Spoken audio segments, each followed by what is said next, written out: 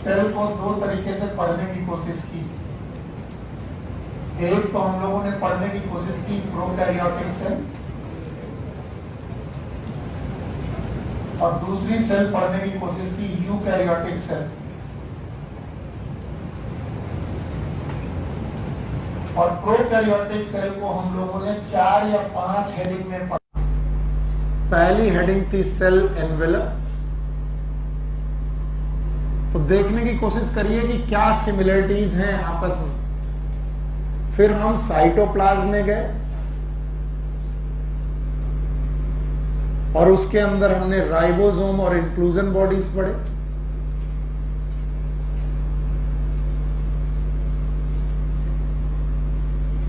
और हमने कहा प्रोकैरियोटिक सेल खत्म हो गई। सेल एनवेलप में हमने 3 चीजें पढ़ी, याद है? yes, हमने पढ़ा ग्लाइकोकैलिक्स, फिर सेल वॉल और सेल मेम्ब्रेन या प्लाज्मा मेम्ब्रेन। बहुत प्लान स्टडी है एनसीईआरटी की। एनसीईआरटी आपको कभी बेवकूफ नहीं बनाती, बहुत प्लान तरीके से पढ़ाते। उन्होंने कहा कि सेल के अंदर घुसो, सबसे पहले 3 लेयर मिलेंगी। बोलो कौन कौन सी? ग्लाइकोकैलिक्स, नाम क्या है? Cell envelope. उसके अंदर घुसो, क्या मिलेगा? साइटोप्लाज्म, जिसमें न्यूक्लियस विल फॉर्म। उनमें मिलेंगे इंक्लूजन, उनमें मिलेंगे राइबो। बस बोले इतना पढ़ लो, प्रोकैरियोटिक सेल हो गई। और अब इतने प्लान से वो आपको यूकैरियोट की तरफ लेके चलते हैं कि आप समझ ही नहीं पा रहे हो क्या रहा है। वो कहते हैं यूकैरियोट में जाओगे तो भी आपको पहले बाहर 2 लेयर मिलेंगी। यस, अगर प्लांट होगा तो। अगर तो बताओ क्या मिलेगी? सेल वॉल और cell membrane. Yes, cell membrane मिलेगी। पर उन्होंने पहले बेटा क्या पढ़ाई? सेल वॉल की सेल मेम्ब्रेन, क्योंकि उन्हें मालूम है कि सेल मेम्ब्रेन ही क्या सिक्रीट करेगी? Cell wall. और अब बुक इतनी अवेयर है कि अगर बच्चा सेल वॉल और सेल मेम्ब्रेन पढ़ चुका है तो अब वो सेल के अंदर घुसेगा और सेल के अंदर उसे मिलेगा न्यूक्लियस। क्या मिलेगा? न्यूक्लियस। और जो होगा मेम्ब्रेनस। बोलो क्या? मेम्ब्रेनस। और इसके अलावा मिलेंगे सेल ऑर्गेनेल। बोलो क्या नाम? और बुक ने अपने आप में ये डिसाइड किया है कि पहले वो क्या पढ़ाएगी? फिर क्या पढ़ाएगी? न्यूक्लियस। और उन्हें मालूम है कि जब यूकैरियोटिक सेल में घुसोगे तो सेल ऑर्गेनेल 2 प्रकार के, एक कैसे? मेम्ब्रेनस। फिर से बोलो।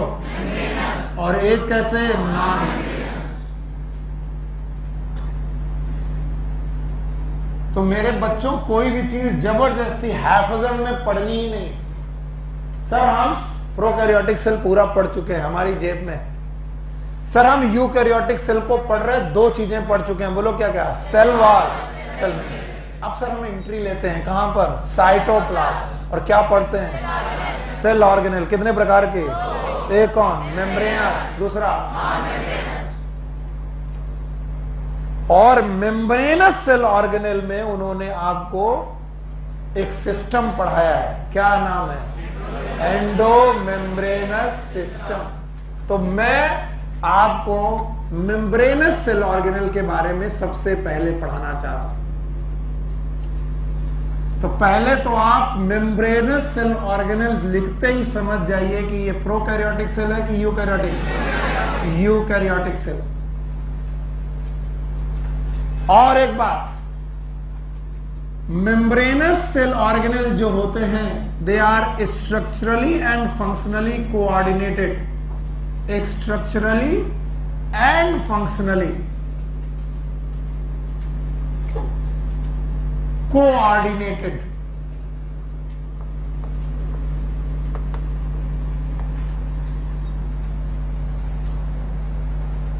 सो membranous cell organelle, they are structurally and functionally coordinated। और इन मेम्ब्रेनस सेल ऑर्गेनेल में कुछ सेल ऑर्गेनेल ऐसे हैं जो स्ट्रक्चरली कोऑर्डिनेटेड नहीं है, नो कोऑर्डिनेशन।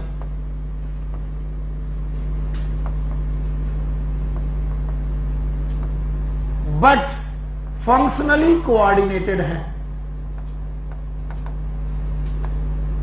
यानी उनके फंक्शन एक दूसरे के साथ कोऑर्डिनेट करते हैं, यानी एक बंदे का फंक्शन दूसरे से रिलेटेड है। और जो लोग फंक्शनली कोऑर्डिनेटेड होते हैं और मेम्ब्रेनस होते हैं, कैसे होते हैं, फिर से बोलो, और कैसे होते हैं, फंक्शनली कोऑर्डिनेटेड, ये एक सिस्टम पैदा करते हैं और इस सिस्टम को बोलते हैं एंडोमेम्ब्रेनस सिस्टम।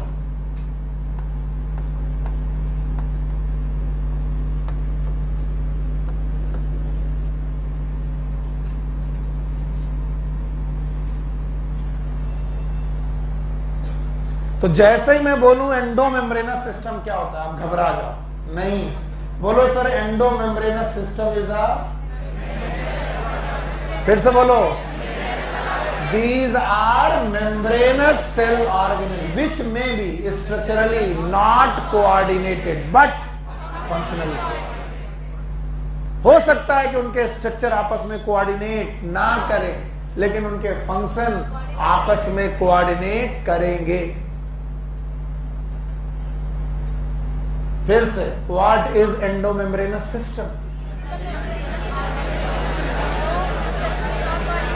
हटा रहा है, what is endomembranous system? These are the system of membranous cell organelle, system of which may be structurally not coordinated but functionally coordinated। और पेन थोड़ी देर के लिए रुको और देखो कितना जबरदस्त सिस्टम। और जो लोग इसे सीख जाएंगे उन्हें रट्टा मारने की जरूरत नहीं। बोलते हैं सर सेल के अंदर होता है न्यूक्लियस, क्या होता है बेटा? और न्यूक्लियस के अंदर होता है डीएनए, बोलो क्या होता है? और डीएनए सेंट्रल डॉग्मा मेंटेन करता है, क्या? बेटा मैं फिर रिक्वेस्ट कर रहा हूं, जहां भी बैठे हो बदतमीजी मत करना वरना मैं क्लास छोड़ दूंगा और भगा दूंगा तुमको। क्या होता है? यानी डीएनए जहां होगा वो क्या प्रीफर करेगा? Central dogma. और डीएनए जैसा होगा वैसा क्या बनाएगा? एमआरएनए। फिर से बोलो, और एमआरएनए जैसी होगी क्या बनाएगी? प्रोटीन। हाँ, प्रोटीन। और प्रोटीन से क्या बनेंगे? एंजाइम। हाँ, तो बताइए अगर मुझे एंजाइम बनाना है तो जर्नी कहां से चालू होगी? डीएनए। और डीएनए मतलब न्यूक्लियस। तो पहले डीएनए से क्या बनेगा? एमआरएनए से, प्रोटीन से, पक्का? और एंजाइम को खुला छोड़ेंगे कि स्टोर करेंगे? इतना जबरदस्त सिस्टम है कि बोलते हैं डीएनए ने एमआरएनए बनाया और वो एमआरएनए ईआर में गया। कहां पर गया? ईआर। What is ER? लिखना नहीं है, कसम है, लिखा तो मैं सबको अलग से दूंगा यार, सब कुछ लिखा दूंगा, जब फील कर लोगे अपने आप आ जाएगा। बोले डीएनए से एमआरएनए गया ईआर। कहां गया? ईआर। फिर से देखो, आपको मालूम है, बताओ यहां पर न्यूक्लियस है, न्यूक्लियस में डीएनए है, सेंट्रल डॉग्मा याद है, और आपको सेंट्रल डॉग्मा बतानी है, जैसा डीएनए वैसा, शाबाश, जैसा एमआरएनए वैसी प्रोटीन, और जैसी प्रोटीन। तो बताओ ये एंजाइम सेल के अंदर बन रहे हैं और साइटोप्लाज्म में छोड़ा गया कि मेम्ब्रेन के अंदर? और ये एंजाइम बनाने के लिए आपको कहां से चालू करना पड़ेगा? डीएनए। तो बोलते हैं डीएनए से पहले बनेगा एमआरएनए। क्या बनेगा? और एमआरएनए भेजा जाएगा ईआर। बोलो कहां? और ईआर में होंगे राइबोसोम। क्या होंगे? यस, राइबोसोम होंगे तो नाम होगा आरईआर। फिर से बोलो, और आरईआर पे होगी एमआरएनए से, डीएनए से बना एमआरएनए और एमआरएनए से बनेगी प्रोटीन। तो न्यूक्लियस के साथ किसे जुड़ा रहना जरूरी है? क्यों जुड़ा रहना जरूरी है? क्योंकि न्यूक्लियस के पास क्या है? डीएनए, और उस डीएनए से क्या बनेगा? एमआरएनए। कहां आएगा? आरईआर। आरईआर में क्या होंगे? राइबोसोम। फिर से बोलो, और राइबोसोम में उनकी क्या होगी? Protein synthesis. प्रोटीन बन गई? बताओ कितने लोग इन्वॉल्व? 2। एक कौन? न्यूक्लियस, दूसरा ER। अब प्रोटीन जो बनी है वो पूरी तरीके से बेटा सही नहीं है, तो बोला गया प्रोटीन को सही करने के लिए, मॉडिफाई करने के लिए, प्रोसेस करने के लिए, क्या करने के लिए? प्रोसेस करने के लिए चाहिए गोल्गी बॉडी। बोलो क्या बोला है? तो प्रोटीन का प्रोसेसिंग कहां हुआ? गोल्गी बॉडी में। तो बताओ प्रोटीन बनी कहां थी? हाँ, किससे बनी थी? mRNA बना कहां था? DNA कहां पर है? न्यूक्लियस। तो बताओ न्यूक्लियस की चीजों से क्या बनाया गया? mRNA। mRNA कहां आया? ER। ER में क्या बनी? प्रोटीन। प्रोटीन का क्या हुआ? प्रोसेसिंग। जो मटेरियल बना उसको प्रोसेस, धोला पूछा गया, प्रोसेसिंग हुई, कहां गया? अब गोल्गी बॉडी में जो बना उसका नाम है प्रोटीन और एंजाइम। अब इस एंजाइम को बेटा भरा गया वेसाइकल्स में, किसमें? And these are known as lysosome. फिर से बोलो। और कुछ को भरा गया वैक्यूल में, किसमें? तो वैक्यूल में भरा गया। इसका मतलब है ये सारे के सारे ऑर्गेनेल आपस में स्ट्रक्चरली जुड़े हैं कि फंक्शनल है? और अगर एक का फंक्शन दूसरे के साथ जुड़ा हुआ दिख रहा है तो बताओ ये सारे नॉन मेम्ब्रेनस है कि मेम्ब्रेनस? और सबका काम अलग अलग है लेकिन कोऑर्डिनेट। न्यूक्लियस ना होता तो mRNA ना बनता तो प्रोटीन, ER ना होता तो प्रोटीन ना बनती तो प्रोसेस। अगर प्रोसेस करना है तो क्या चाहिए? गोल्गी बॉडी ना होती तो प्रोसेस। गोल्गी बॉडी से बना हुआ प्रोटीन एंजाइम बनाता और उसको पैकेट करने के लिए, भरने के लिए क्या चाहिए? लाइसोसोम ना होते तो उसमें एंजाइम। याद करो, इसीलिए बोलते हैं लाइसोसोम के अंदर क्या होते हैं? एंजाइम। और बचा हुआ वेस्ट मटेरियल कहाँ डाला गया? वैक्यूल। तो इन सब का काम आपस में बताओ स्ट्रक्चरली की फंक्शनल है, तो रट्टा मारने की जरूरत। तो अगर मैं न्यूक्लियस हटा दूं, क्या हटा दूं? अब ध्यान सुनो, जो भी गोल्गी बॉडी ने बनाया है सर वो है प्रोटीन। अब उस प्रोटीन को वो सेल के बाहर सिक्रीट कर सकती है बाय द ट्रांसपोर्टेशन। भूल गए आप लोग? बाय द बताओ प्लाज्मा मेम्ब्रेन का एक काम सिक्रीशन भी था। Yes sir. और वो सेल के अंदर भी सिक्रीट करती है इन। तो गोल्गी बॉडी जो भी बेटा सब्सटेंस बना है उसे अपने पास भी रख सकती है, सेल के अंदर भी डाल सकती है और सेल के बाहर भी डाल सकती है। इसका मतलब इन सबके काम कोऑर्डिनेटेड है। बोलो क्या है? अब मैंने बताया, बताओ एंडोमेम्ब्रेनस सिस्टम में न्यूक्लियस को हटाकर कौन कौन होगा? ER, Golgi body, lysosome. और सर अगर मुझे 2 चीजें और जोड़ने की हिम्मत दी जाए तो मैं उन्हें भी एंडोमेम्ब्रेनस सिस्टम में जोड़ दूंगा। एक इधर न्यूक्लियस, इधर प्लाज्मा मेम्ब्रेन। पर प्लाज्मा मेम्ब्रेन एंडो नहीं है, एक्सटर्नल है। और न्यूक्लियस तो हम सेंट्रल बॉडी मानते हैं इसलिए हटा देते हैं। अदरवाइज ये सब आपस में जुड़े हैं। कौन कौन? Nucleus, ER, Golgi body, lysosome, plasma membrane और सब जुड़े हैं। तो बताओ एंडोमेम्ब्रेनस सिस्टम को अगर और डिटेल में पढ़ो, 4 की जगह 6 पढ़ो तो क्या क्या होगा? न्यूक्लियस। पर न्यूक्लियस को मैं एंडोमेम्ब्रेनस में रखता नहीं, हटा दो। अब बताओ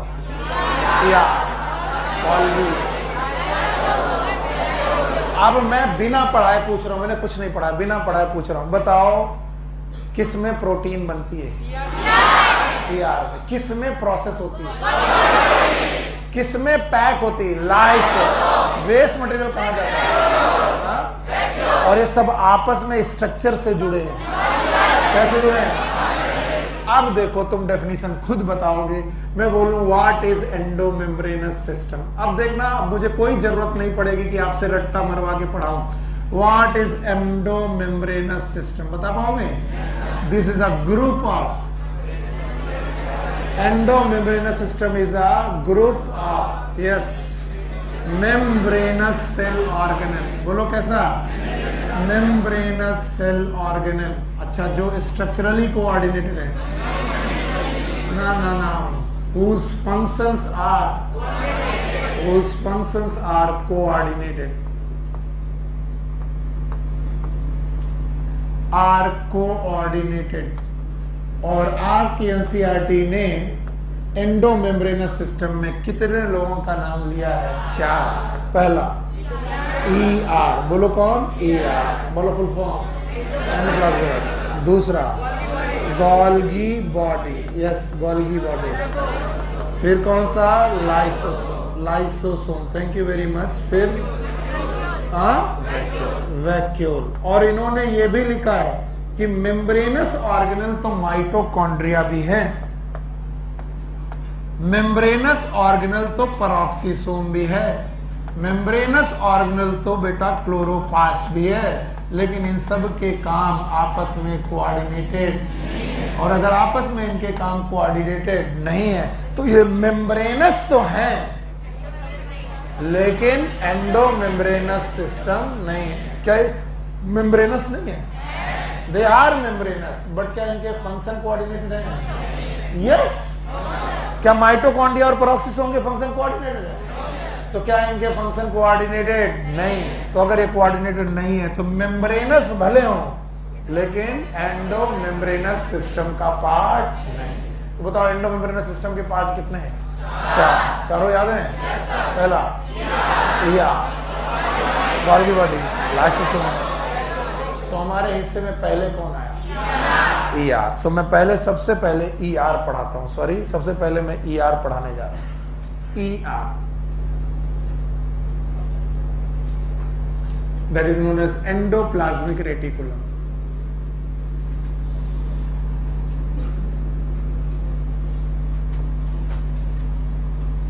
Reticulum.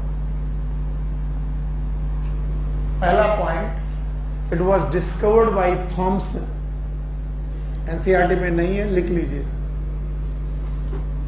Discovered by Thompson.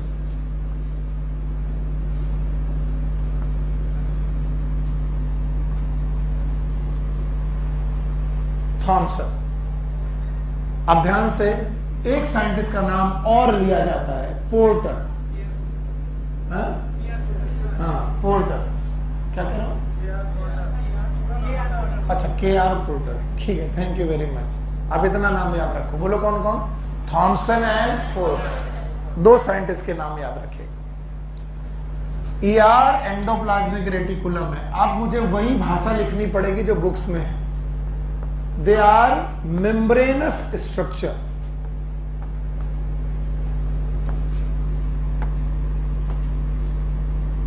Structures attached with outer nuclear membrane.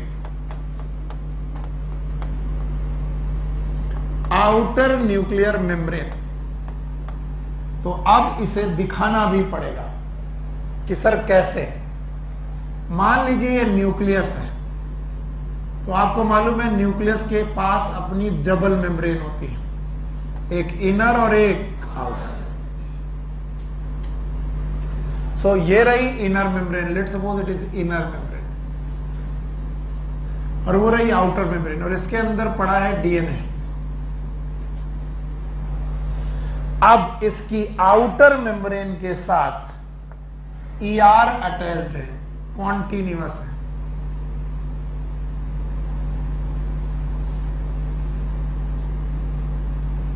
Like this. They are the membranous structure attached with outer nuclear membrane. Basically made up of 3 type of structures. ER itself is made up of 3 type of structures. One is known as cisternae. दूसरे हैं tubules, तीसरे हैं vesicles.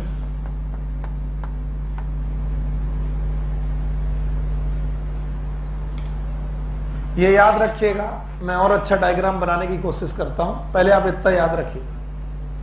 बताइए, endoplasmic reticulum की जो membranes हैं वो कितने तरीके का स्ट्रक्चर बनाती हैं? 3। बोलो कौन? Cisternae, tubules, vesicle. किसी को मीजोसोम याद है? 3 स्ट्रक्चर थे, क्या क्या? Vesicle, tubule, lamella. याद है? कुछ कुछ वैसे स्ट्रक्चर है, 3 स्ट्रक्चर है। Number 1 cisternae, vestibule, vesicle. अब ध्यान से सुनना, पहले मैं एक एक करके बनाता हूं। Cisternae are the plate like structures, interconnected plate like structures, they are the disc like structures.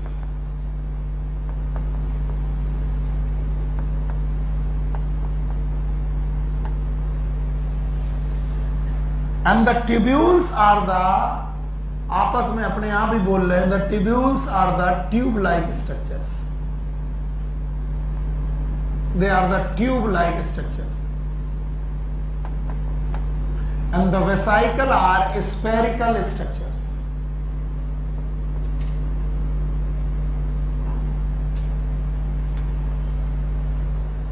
अगर अपनी एनसीईआरटी तुम देख सकते हो, पता नहीं इसमें है कि नहीं, आई डोंट नो, है नहीं है, देखें। चलो भाई, कहां से जाएं? यहां से।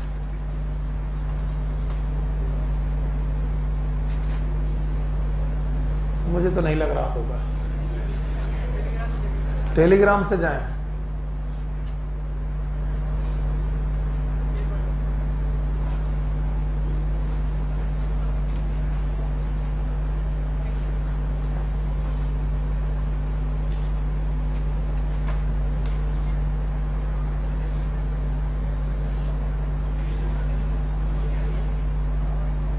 बाबा अंसारी,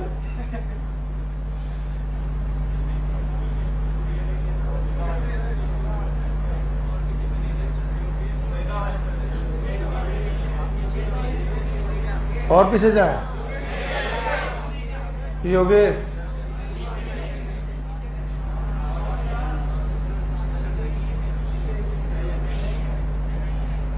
वो वेटिंग फॉर नेटवर्क है।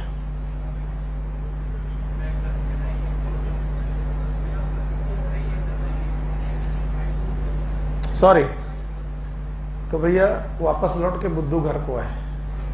लो, हमारा टॉपिक भी चला गया। तो बताओ कितने प्रकार के बेटा हैं? 3। तीनों याद है? बोलो कौन कौन? Cisternae, vesicle, tubule. जरा मुझे देख के बताओ आप अपनी एनसीईआरटी बुक में कि क्या आपको कोई ट्यूब लाइक स्ट्रक्चर दिख रहा है क्या? ईआर देखो, ईआर दिख रहा है?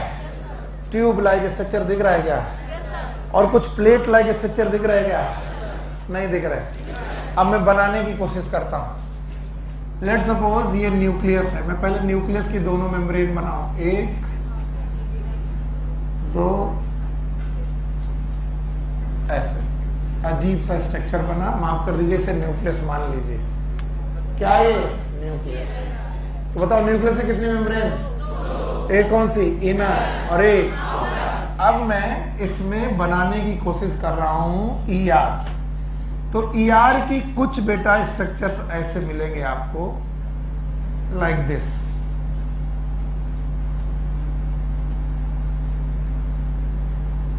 Like this. ये जो स्ट्रक्चर्स हैं, दे आर सिस्टर्नी। वहीं पर कुछ स्ट्रक्चर आपको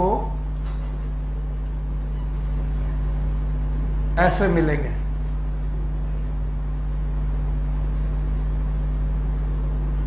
दे आर ट्यूब्यूल्स। और कुछ स्ट्रक्चर बेटा आपको इनसे बर्ड ऑफ मिलेंगे, they are known as vesicles. तो बताओ ईआर के पास कितने प्रकार के स्ट्रक्चर हैं? Number 1 cisternae, tubule, vesicle. थक गए? कितनी देर में थक गए? बताओ ईआर में कितने पार्ट? 3। बोलो कौन? वेसाइकल। अब ध्यान सुनना, ये बातें एनसीईआरटी में नहीं लिखी, लेकिन याद रखना। Only the cisternae portion, only the, they have the ribosome on the wall. यानी मेम्ब्रेन में राइबोसोम रखते हैं, एंड राइबोसोम रखने की वजह से इनका लुक स्मूथ है कि रफ है? रफ है। And that's why these are known as RER। What is RER? Rough endoplasmic reticulum. अगर आपके पास एनसीईआरटी है तो इस समय पर बहुत बेहतर तरीके से आप इन स्ट्रक्चर को देख सकते हो। जो सिस्टर्नी पोर्शन होगा उसमें तुम्हें राइबोसोम दिख रहे होंगे, और द टिब्यूल पोर्शन, देखो ध्यान से अपनी बुक में, टिब्यूल पोर्शन और वेसाइकल पोर्शन पे राइबोसोम है कि नहीं। तो मेनली टिब्यूल और vesicle portion they will form SER। What is SER? It is known as smooth endoplasmic reticulum.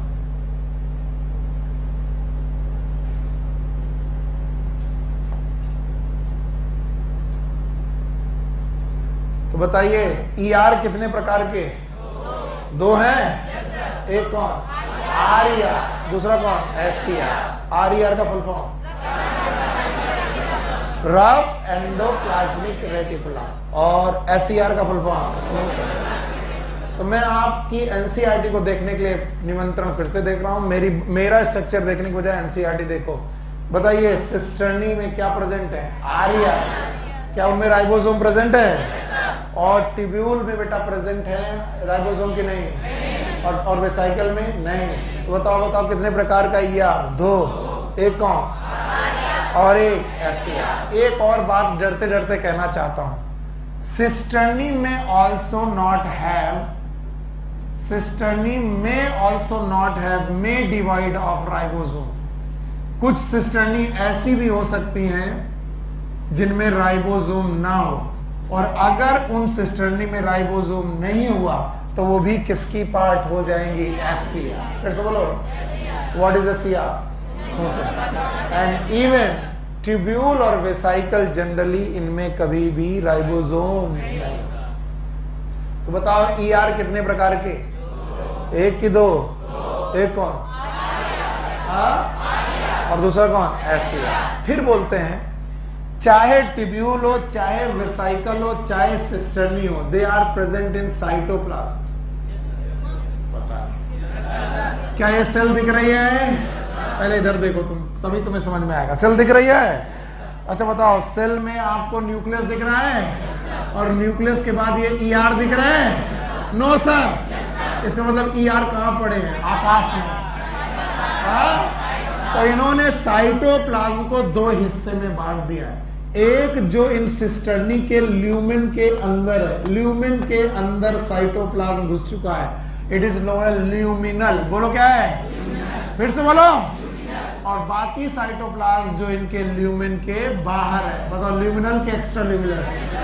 तो बताओ इन्होंने, इनकी सिस्टर्नी ने, ट्यूब्यूल ने नहीं, इनकी सिस्टर्नी ने पूरे साइटोप्लाज्म को कितने पार्ट में बांटा है? दो। एक कौन? ल्यूमिनल, और एक कौन? फिर से कहूंगा एनसीईआरटी देखो, मेरे डायग्राम 3D नहीं है, वहां पर 3D डायग्राम बनाए गए हैं। बताइए क्या आपको उसके अंदर ल्यूमेन दिख रहे हैं? सिस्टर्नी के अंदर ल्यूमेन दिख रहा है? तो जो ल्यूमेन का पोर्शन है वो बोलो ल्यूमिनल, और जो ल्यूमेन के बाहर है वो एक्स्ट्रा।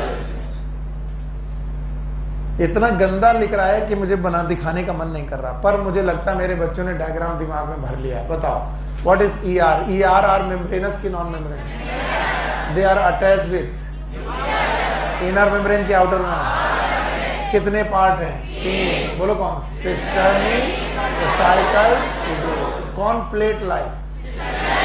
शाबाश। कौन ट्यूब लाइक? और कौन स्फेरिकल? पक्का? वेसाइकल कैसे हैं? स्फेरिकल। अच्छा बताओ जनरली राइबोसोम किनमें? सिस्टर्नी है। और क्या सिस्टर्नी प्लेट लाइक है? और अगर सिस्टर्नी प्लेट लाइक है तो क्या इनके अंदर ये वाला पोर्शन ल्यूमेन वाला है? देखो ध्यान से देखना, ये वाला पोर्शन जो बना रहा हूं ये ल्यूमेन, और जो मैं दूसरा पोर्शन बना रहा हूं, बताइए ये वाला पोर्शन ल्यूमेन के अंदर की बाहर, ये वाला बाहर, ये वाला तो ल्यूमिनल के एक्स्ट्रा ल्यूमिनल एक्स्ट्रा। तो बताओ इन्होंने पूरे साइटोप्लाज्म को कितने पार्ट में बांटा है? 2। वन इज ल्यूमिनल, दूसरा हटा दें। डायग्राम अपनी एनसीईआरटी पे देखना। अब बताओ, फिर से बताओ, तब आगे बढ़ जाए। ER क्या एंडोमेम्ब्रेनस सिस्टम का पहला सेल ऑर्गेनेल है? मेम्ब्रेनस है? No sir. और बताओ 3 पार्ट में है, तीनों के नाम? Cisternae, vesicle, tubule. कौन प्लेट लाइक है? कौन ट्यूब लाइक है, कौन स्फेरिकल है, किन में राइबोसोम है, किन में नहीं है, ट्यूब्यूल और वेसाइकल। राइबोसोम होने की वजह से अपीयरेंस रफ है। रफ का मतलब RER। What is RER? Rough endoplasmic reticulum. और व्हाट इज SCR? बताओ राइबोसोम कितने प्रकार के? 2।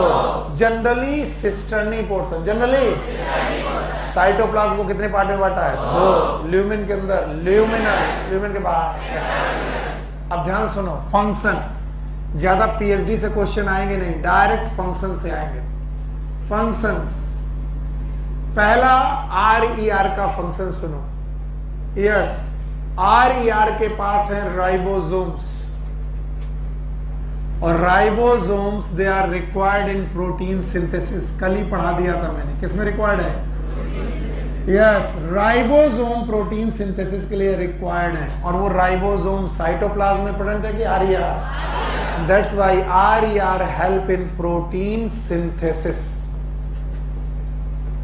प्रोटीन सिंथेसिस, आधे बच्चे प्रोटीन सिंथेसिस की मैकेनिज्म नहीं समझ पाते कि sir what is the meaning of protein synthesis, तो उन्हें जेनेटिक्स में समझ में आती है।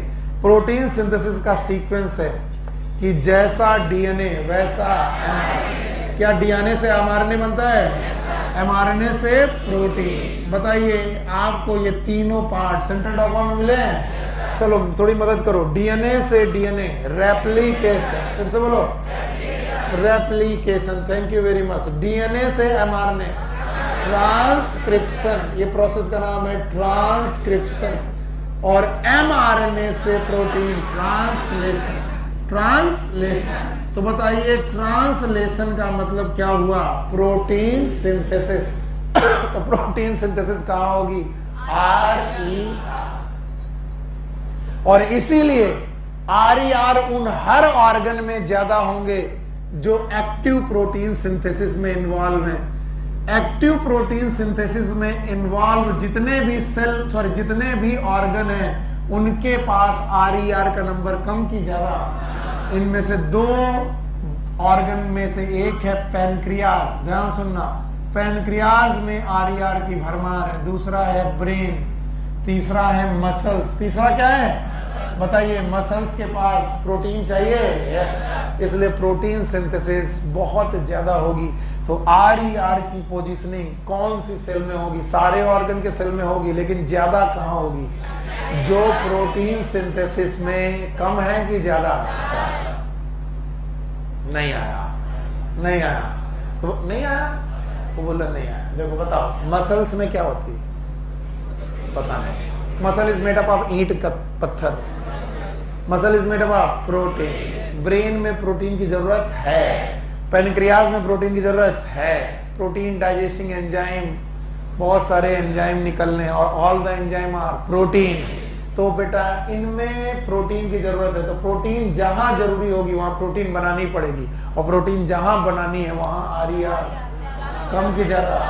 तो बताओ, मैंने 2 ऑर्गन लिखे, एक कौन? पैनक्रियाज, और एक कौन? ब्रेन। मैंने यही 2 क्यों लिखे? क्योंकि जब तुम आकाश का पेपर देने जाते हो, कुछ लोग हैं जो हमारी टेस्ट सीरीज नहीं करते, आकाश एलन की टेस्ट सीरीज करते हैं, वहां पर डायरेक्ट क्वेश्चन पूछा जाएगा, which of the following cell organelle have high RER, और ये 2 ऑप्शन जरूर वहां पर होंगे। बोलो कौन? पैनक्रियाज और ब्रेन। और तब आकर आप लौट करके आगे पूछते हो, सर आपने तो कुछ पढ़ाया ही नहीं, आकाश में क्वेश्चन आया था, NCERT में लिखा नहीं। आगे सुनो, दूसरा बेटा है SER। भाइयों बहनों ध्यान समझना, SER का फुल फॉर्म है smooth endoplasmic reticulum. Smooth endoplasmic reticulum. चलिए मेघा जी खड़ी होइए।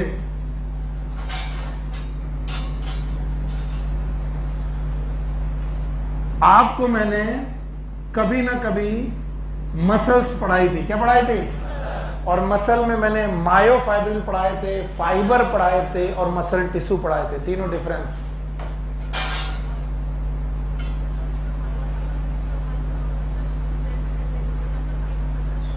मसल फाइबर, मसल फाइबर और मसल सेल अलग अलग बात है कि एक ही बात है?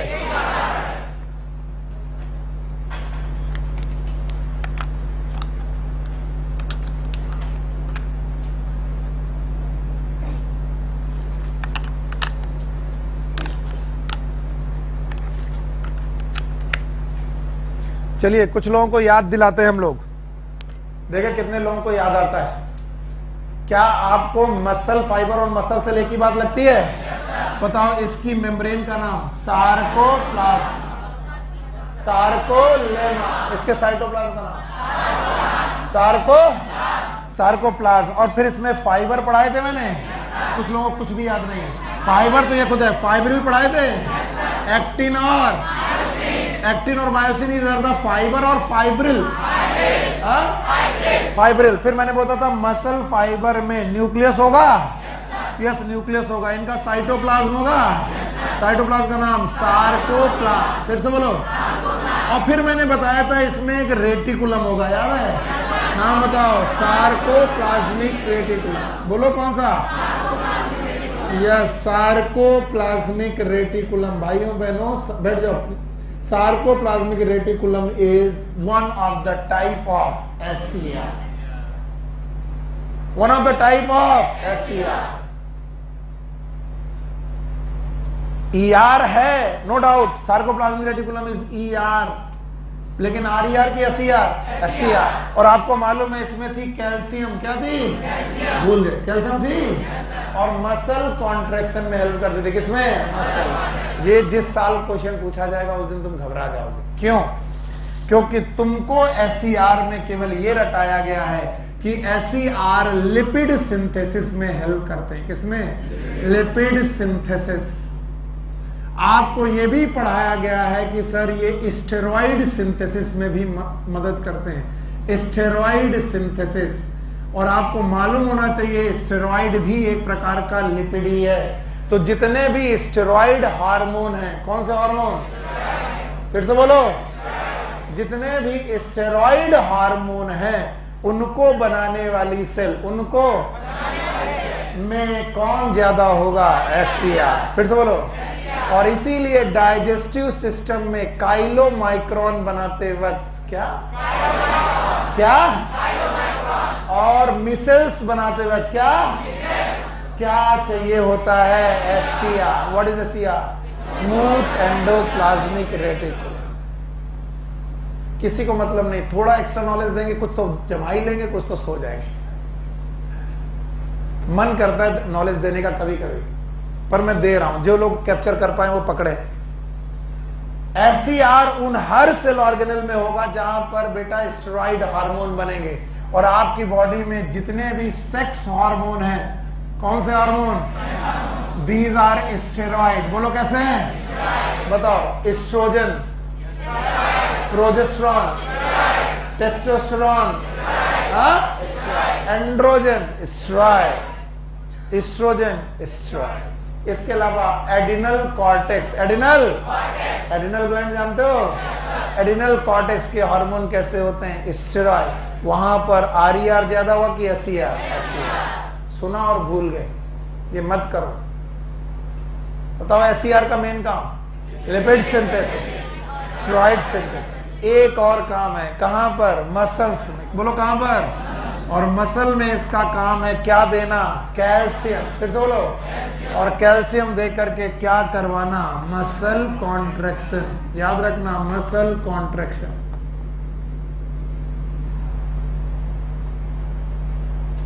बताइए कितने प्रकार के ER? दोनों के काम याद रहेंगे? इसमें प्रोटीन कौन बनाएगा? और RER ही प्रोटीन क्यों बनाए? क्योंकि उसके पास राइबोसोम। तो हमें ER की जरूरत नहीं है। ER की जरूरत होती तो ये भी बनाता, क्योंकि इसका भी नाम स्मूथ है। स्मूथ का मतलब उसमें राइबोसोम नहीं है। तो ER की जरूरत होती तो ये भी प्रोटीन बनाता, लेकिन ये प्रोटीन क्यों नहीं बनाता? क्योंकि राइबोसोम। तो प्रोटीन बनाने के लिए ER की जरूरत की राइबोसोम? हाँ, तुम खड़े हो। और कल मैंने पढ़ाया था, यस खड़े हो, कि बताओ प्रोकैरियोटिक कोशिकाओं में प्रोटीन सिंथेसिस कौन करेगा? RER की SCR?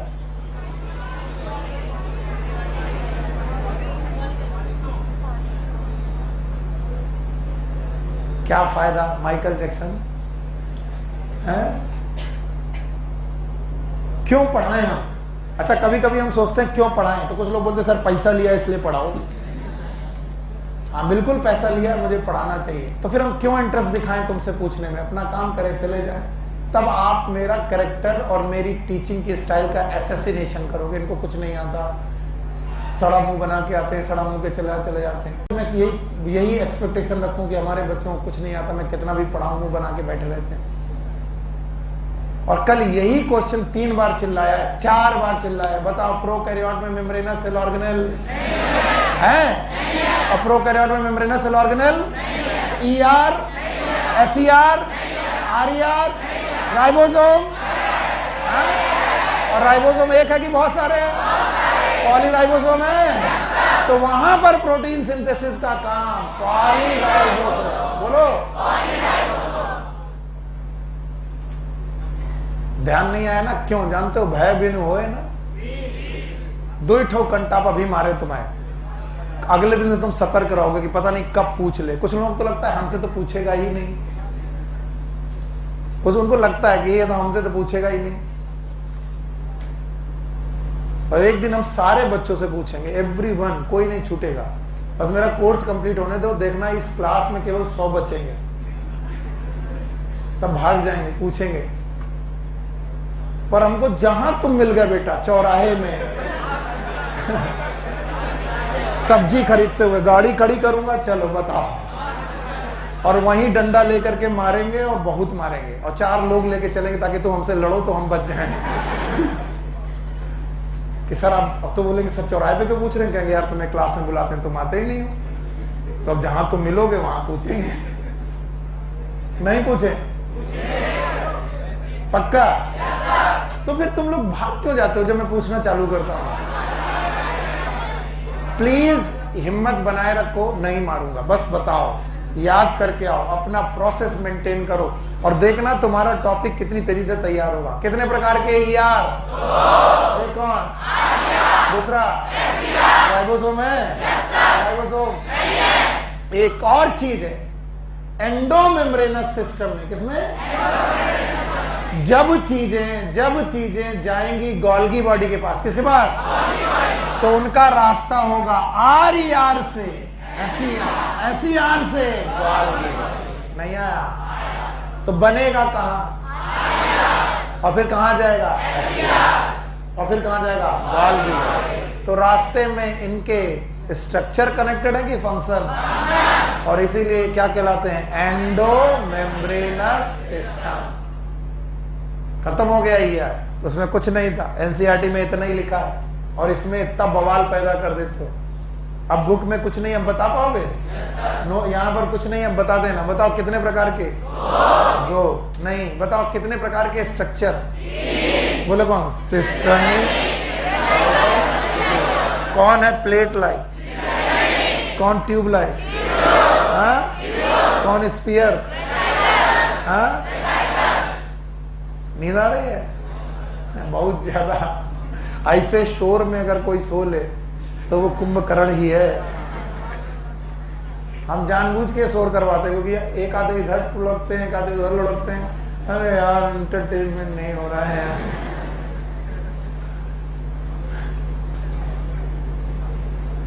तो जर्नी करोगे तो कहां से कहां? SER RER गोल्गी की RER SER? प्रोटीन कहां बनेगी? लिपिड कहां बनेगा? और बताओ स्टेरॉइड कहां बनेंगे? स्टेरॉइड हार्मोन बनाने वाली सेल में क्या होगा? प्रोटीन बनाने वालों में, पैनक्रियाज में, ब्रेन में, टेस्टिस में, लेडिंग सेल में। क्या राजा बाबू कल को पूछे लेडिंग सेल में किसका जरूरत होगा? अरे लेडिंग सेल टेस्टोस्टेरोन बनाता है। RER कैसी है? एडिनल कॉर्टेक्स की सेल। जबरदस्त। अब कौन क्वेश्चन कौन पूछेगा? आप पूछो। ल्यूमेन 2 पार्ट कब होगा? Extra luminal, intra luminal. नहीं आया?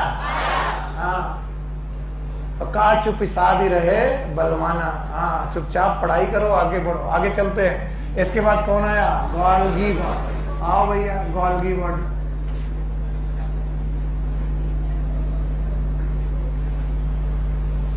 एक साइंटिस्ट में कैमिलो गोल्गी, कैमिलो गोल्गी साहब ने इन्हें डिस्कवर किया था। शायद 1898 लिखा है, 1898 ईस्वी में इन्होंने डिस्कवर किया था। गोल्गी बॉडी को डिस्कवर किया था कैमिलो गोल्गी ने। हमारे सर जो हमें पढ़ाते थे पहले, हम वो आपको देते हैं। सर हमारे कहते थे सुनील गोल्गी बॉडी कुछ नहीं है, ER ही है। मैं कहता था क्या बात कर रहे हो सर, अगर ये ER है तो इसका नाम ER होना चाहिए। बोले पागल हो क्या, न्यूक्लियस की आउटर मेम्ब्रेन से जो जुड़ा रहा उसका नाम, और जो टूट गया उसका नाम, लेकिन मिलेगा न्यूक्लियस के पास ही। तो हमने कहा सर क्या बकवास कर रहे हो, अगर गोल्गी बॉडी ER जैसा ही है तो इसमें भी 3 चीजें होनी चाहिए। बोले हाँ। बोले गोल्गी बॉडी भी उन्हीं 3 चीजों का बना है। बोला कौन कौन? Yes, Golgi body is also made up of cisternae. हाँ, thank you very much. Cisternae, दूसरा ट्यूब्यूल, तीसरा आज अजीब कहानी है, बिल्कुल मुझे भी यही लगता है। लेकिन मेरे पास तो कोई, मैं साइंटिस्ट तो हूं नहीं, कैमिलो गोल्गी गुस्सा आ जाएंगे। अच्छा हमने कैमिलो गोल्गी ढूंढ, मैंने गोल्गी बॉडी ढूंढी, तुम उसको ER बोल रहे हो। पर जिसको लर्न करना, कोई ये मत कह देना कि गोल्गी बॉडी को सर ने ER का पार्ट बोला है। मैंने ऐसा याद करने के लिए बोला है, ऐसा आपको निमोनिक्स बनाकर याद करने के लिए बोला है। इसका मतलब ये नहीं बोला कि दे आर, ये नहीं बोला। मैं पहले से शुद्ध कर दूं। कल को सर आप ही ने तो पढ़ाया था और उसमें आ गया और हमने कर दिया, गड़बड़ हो गया, -4 चला गया, 1 पहले चला गया, टोटल 5 चला गया। अब हम तुमको मारेंगे, हमें मार नहीं खानी। तो बताओ गोल्गी बॉडी एक अलग बॉडी है, यस, पर वो कहां मिलेगी? न्यूक्लियस के आसपास, पर न्यूक्लियस से जुड़ी। और कितने पार्ट होंगे? 3। बोलो कौन कौन? Cisternae, tubule, but their main body is made up of cisternae. यानी गोल्गी की जो मेन बॉडी है, मेन स्ट्रक्चर है, it is made up of cisternae. और उसके बाद भैया लोग क्या क्या PhD करवाते हैं, मैं भी करवाने की कोशिश कर रहा हूं। बोलते हैं किसी भी गोल्गी बॉडी में प्लेट लाइक कॉन्सेंट्रिक स्ट्रक्चर्स होंगे, लाइक दिस, और बोलते हैं इनका एक कॉन्वेक्स पार्ट होगा। कौन सा part? This is known as convex. थोड़ा और अच्छा बनाते हैं, हटाओ, बड़ा बनाए। तो बताओ गोल्गी बॉडी में प्लेट लाइक स्ट्रक्चर, यस, ये क्या है? सिस्टर। यस, ये दूसरा concentric plate like structure, also sister. तीसरा plate like concentric structure, they are cisternae. They all are attached with the membrane, everything is attached with the membrane and it is Golgi body. अब teacher क्या बताते हैं इसमें, मैं भी वही बताऊंगा, कोई एक्स्ट्रा नहीं पढ़ाऊंगा। बोलते हैं इसका एक कॉन्वेक्स एरिया होता है। कौन सा? ये रहा कॉन्वेक्स। अच्छा, हमको बड़ा मुश्किल होता था कॉन्वेक्स और कॉनकेव ढूंढने में। हम इतना परेशान रहते थे, एक तो अंग्रेजी अच्छी थी नहीं, तो हमको कॉनकेव और कॉन्वेक्स कभी भी समझ में नहीं आया। एक दिन मैंने दिमाग लगाया, जो गुफा जैसा केव माने जिसमें ऐसा दिमाग था हमारा। इतने बेवकूफ आदमी का सिलेक्शन MBBS में हो सकता था, तुम तो सब होशियार हो कि नहीं हो? नहीं। अच्छा, तो एक है कॉनकेव फेज और एक कौन है? अच्छा, कॉन्वेक्स फेज को इन्होंने नाम दिया सिस। बोलो क्या नाम दिया? सिस फेज। और जो कॉनकेव फेज है उसका नाम इन्होंने दिया ट्रांस। बोलो क्या नाम दिया? Trans face. फिर इन्होंने एक और नाम दिया कॉन्वेक्स सिस। जो सिस फेज है इसका नाम है फॉर्मिंग फेज। फिर से बोलो, फॉर्मिंग फेज। और जो ट्रांस फेज है it is known as maturing face. Maturing face. और जितने बच्चे इसको देखते रहेंगे वो घबरा जाएंगे। और जितने बच्चे ये देखेंगे वो खुश हो जाएंगे। बताओ ये न्यूक्लियस है? Thank you very much. इसके अंदर डीएनए है। बताओ ये क्या है? हाँ, ईआर है। बताओ ईआर में 3 पार्टें थी, बोलो क्या? Cisternae, tubule, vesicle. पक्का? अच्छा बताओ सिस्टर्नी रफ था कि हाँ? वाह मेरे बच्चे बहुत मदद कर रहे हो मेरी, ये एहसान मैं तुम्हारा कभी भूलूंगा नहीं। बताओ आर कौन था? सिस्टर्नी। ट्यूब्यूल कैसा था? एससीआर। हाँ, और वेसाइकल कैसा था? एससीआर। पक्का? अब ध्यान सुनना,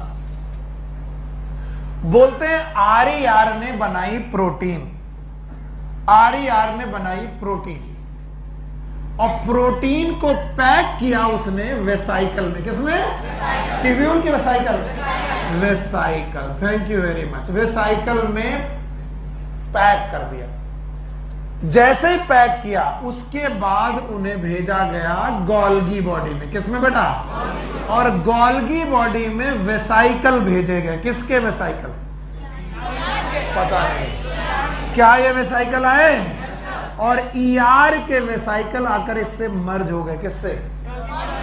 किस फेज से? और इसलिए यहां पर क्या हो लगा? फॉर्मेशन। क्या होने लगा? सर जी फॉर्मेशन की बजाय बोला जाए मॉडिफिकेशन। बोलो क्या हो गया? यस माई बच्चा, यहां पर चीजों का होने लगा मॉडिफिकेशन। क्या बनी थी? प्रोटीन भरी गई। हाँ, वेसाइकल। आर से कहां गए? एसईआर से गोल्गी बॉडी, एसईआर से। और गोल्गी बॉडी में कौन सा फेज? कौन सा फेज? फॉर्म। और ये वेसाइकल इसके साथ मर्ज होकर के अंदर घुसता गया, और घुसते घुसते होने लगा मैच्योर। क्या होने लगा? मैच्योर कुछ नहीं मतलब मॉडिफिकेशन। क्या होगा? और फिर वेसाइकल बन के ही निकला। किस फॉर्म में? कैसे घुसा? वेसाइकल। निकला वेसाइकल। क्या लेके आया था? प्रोटीन। निकला तो प्रोटीन लेकर कि मॉडिफाइड? तो बताओ प्रोटीन बनी कहां थी? ईआर की आर ईआर बोले थप्पड़ आएंगे। ईआर की आर मॉडिफाई कहां हुई? घुसी कहां से? सिस फेज। निकली कहां से? तो बताओ फॉर्मेशन कहां से हुआ? सिस। मैच्योर कहां से हुआ? ट्रांस। तो सिस फेज से एंट्री की और ट्रांस फेज से निकली, और जब निकली तो प्रोटीन वही थी कि मॉडिफाई? बोलते हैं मॉडिफिकेशन के दौरान इनका हो जाता है ग्लाइकोसाइलेशन। बोलो क्या हो जाता है? ग्लाइकोसाइलेशन। शब्द याद रखना। कौन सा? ग्लाइकोस। तो जो प्रोटीन थी वो प्रोटीन रही कि ग्लाइकोप्रोटीन हो गई? तो कोई बताए ग्लाइकोप्रोटीन कहां बनती है? आर मत लगा देना, मरोगे। Glycoprotein form in Golgi body. G for glycoprotein. और मैंने क्वेश्चन 3 बार पूछा, 70% लोग डाउन हो जाते हैं। मैं पूछता हूं glycoprotein they are formed in SER, RER, Golgi body. बोलो क्या लगाओगे? प्रोटीन कहां बनी? और उसका ग्लाइकोसाइलेशन कहां हुआ? बहुत सिंपल टॉपिक है, समझने लायक है। तो लोगों ने कहा जर्नी में आप ध्यान से देखें, किससे चले कहां चले? आर से vesicle. Vesicle is a part of SER. और वेसाइकल किसमें घुसा? Golgi body. गोल्गी बॉडी की सिस की ट्रांस। और निकला कहां? ट्रांस। Trans maturing. तो इस वाले फेज का नाम फॉर्मिंग, और इसका मैच्योरिंग। तो फॉर्मिंग से घुसा, मैच्योरिंग से निकला। गोल्गी बॉडी ने अपनी प्रोटीन को बनाया कि नहीं बनाया? नहीं बनाया। प्रोटीन को क्या किया? मॉडिफाई। अच्छा, उन्होंने कहा केवल प्रोटीन को मॉडिफाई किया? नहीं, एसईआर ने बनाए स्टेरॉइड। क्या बनाए? Steroid and lipid. तो बताओ एसईआर ने क्या बनाए? लिपिड। फिर से बोलो, अभी पढ़ाया था। एसईआर ने क्या बनाया? लिपिड। लिपिड को भी भरा किसमें? वेसाइकल। फिर से बोलो, और वेसाइकल को कहां डाला? सिस। सिस की ट्रांस। और ये वेसाइकल भी कहां से निकला? ट्रांस। अब बताओ इसमें लिपिड है कि ग्लाइकोलिपिड? तो लिपिड बनना एसईआर, लेकिन उसका ग्लाइकोलिपिड हो जाना और इसलिए लोग बोलते हैं गोल्गी बॉडी 3 काम करते हैं, PPT, processing, packaging and transport. Processing of material, यानी मटेरियल जो होगा वो प्रोसेस किया जाएगा। पैकेजिंग ऑफ मटेरियल, उसे पैक किया जाएगा। एंड ट्रांसपोर्ट ऑफ मटेरियल, उसे ट्रांसपोर्ट कर दिया जाएगा। और भाइयों बहनों, ट्रांसपोर्ट मैंने बताए थे, या तो सेल के अंदर, या तो सेल के, और या तो सेल के, अगर सेल के अंदर छोड़ा गया तो छोड़ा जाएगा लाइसोसोम में, जो हमारा अगला स्ट्रक्चर होना चाहिए। अगर सेल के अंदर छोड़ा गया तो, और सेल के बाहर छोड़ा तो थ्रू मेम्ब्रेन। 4 तरीके का डिफ्यूजन, सिंपल, फैसिलिटेड, ऑस्मोसिस तो वाटर का था, सिंपल, फैसिलिटेड और एक्टिव ट्रांसपोर्ट। भूल गए आप लोग, याद है ना? भूल गए बेटा, भूल गए, याद है? आजकल शांत हो। टीचर की बात का बुरा मानकर ईगो मत किया करो, मैं तो तुम्हें डांटूंगा ही, मेरा हक नहीं है कि नहीं? खड़े हो। उसको मैंने इतना मारा है, वो अभी बाहर मिलेगा और वो मुझसे खुश हो जाएगा। आप कहोगे सर हम तो ऐसा नहीं मार खा के खुश नहीं होते। ऐसा क्या कह दिया मैंने? तो तुम्हें कल मारा भी नहीं था कि सर आपने कह दिया था आधी गगरी छलकती ज्यादा है सर, और मेरी इंसल्ट हो गई, इसलिए मैं कल से शांत हो गया। शांत रहो लेकिन जवाब दो, जब मैं पूछूं जवाब दो। ऐसा नहीं कि अब तुम बुलबे ना करेंगे। रसगुल्ला लाओ कि नहीं लाओगे? बैठो। आप तो ये नहीं लाए तो तुम ले आना, बस ठीक है, ठीक है। अब बताओ कहां से घुसोगे? सिस से। कहां से निकलोगे? और जब निकलोगे तो बताओ वही रहोगे कि मॉडिफायर? लिपिड का, हाँ, प्रोटीन का। तो बताओ ग्लाइकोसाइलेशन ऑफ प्रोटीन कहां होता है? ER में। और ग्लाइकोसाइलेशन ऑफ लिपिड कहां होता है? कितने काम है? 3। PPT। What is P? What is P? Packaging. फिर व्हाट इज ट्रांसपोर्ट? तो बताओ गोल्गी बॉडी अपना कोई भी सब्सटेंस कहां ट्रांसपोर्ट करेंगी? या तो सेल के बाहर, या तो सेल के अंदर। और भाइयों बहनों, सेल के बाहर छोड़ना it is known as secretion. तो कई बार बोलते हैं चौथा काम है सिक्रीशन। यस, आप सिक्रीशन भी लिखिए। बताओ PPT। यस, बताओ गोल्गी बॉडी के कितने काम? 4। Number 1 processing, packaging, transport. और प्रोसेसिंग का मतलब प्रोटीन वही रहे कि बदल जाए? बदल जाए। तो प्रोटीन बन जाए ग्लाइकोप्रोटीन और लिपिड बन जाए ग्लाइको। तो प्रोसेसिंग के आगे लिख लेना ग्लाइकोसाइलेशन। ग्लाइकोसाइलेशन का मतलब चीजों में ग्लाइको जोड़ना, और ग्लाइको प्रोटीन में जोड़ना तो नाम बताओ, ग्लाइकोप्रोटीन। और अगर लिपिड में जोड़ना तो ग्लाइको। तो ये 4 या 5 काम मेरे साथ चिल्ला लो। P for processing, P for packaging, T for, S for secretion. पक्का? अब जरा स्पर्म का स्ट्रक्चर याद करो। याद है? हेड याद है? हेड में एक्रोसोम याद है? Acrosome made up of.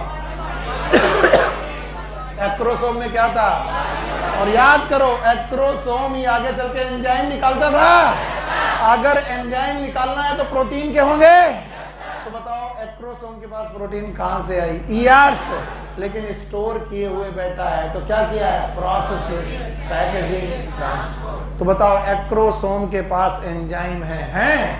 अब पूछ लूंगा, कुछ लोग बुरा मान जाएंगे। याद है? एक था हाइड्रोनाइडेज, एक था एक्रोसिन, याद है? और एक था CPE। What is CPE? Corona penetrating enzyme. तो ये था गोल्गी बॉडी। गोल्गी बॉडी के फंक्शन NCERT में इससे ज्यादा लिखे हैं क्या? कुछ और लिखा है? तो मैं अगली बार पूछूंगा ग्लाइकोसाइलेशन। अच्छा, एक छोटी सी एक्स्ट्रा चीज पढ़ाएं। अब पता नहीं, हो सकता है तुम पढ़ो कि ना पढ़ो।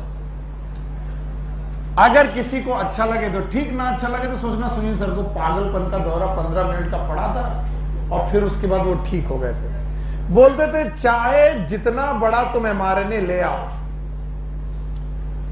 लेकिन प्रोटीन सिंथेसिस वहीं से चालू होगी जहां पर क्या हो, AUG। फिर से बोलो, और AUG is a start codon. बोलो कौन सा codon? Start codon, it is a starting codon.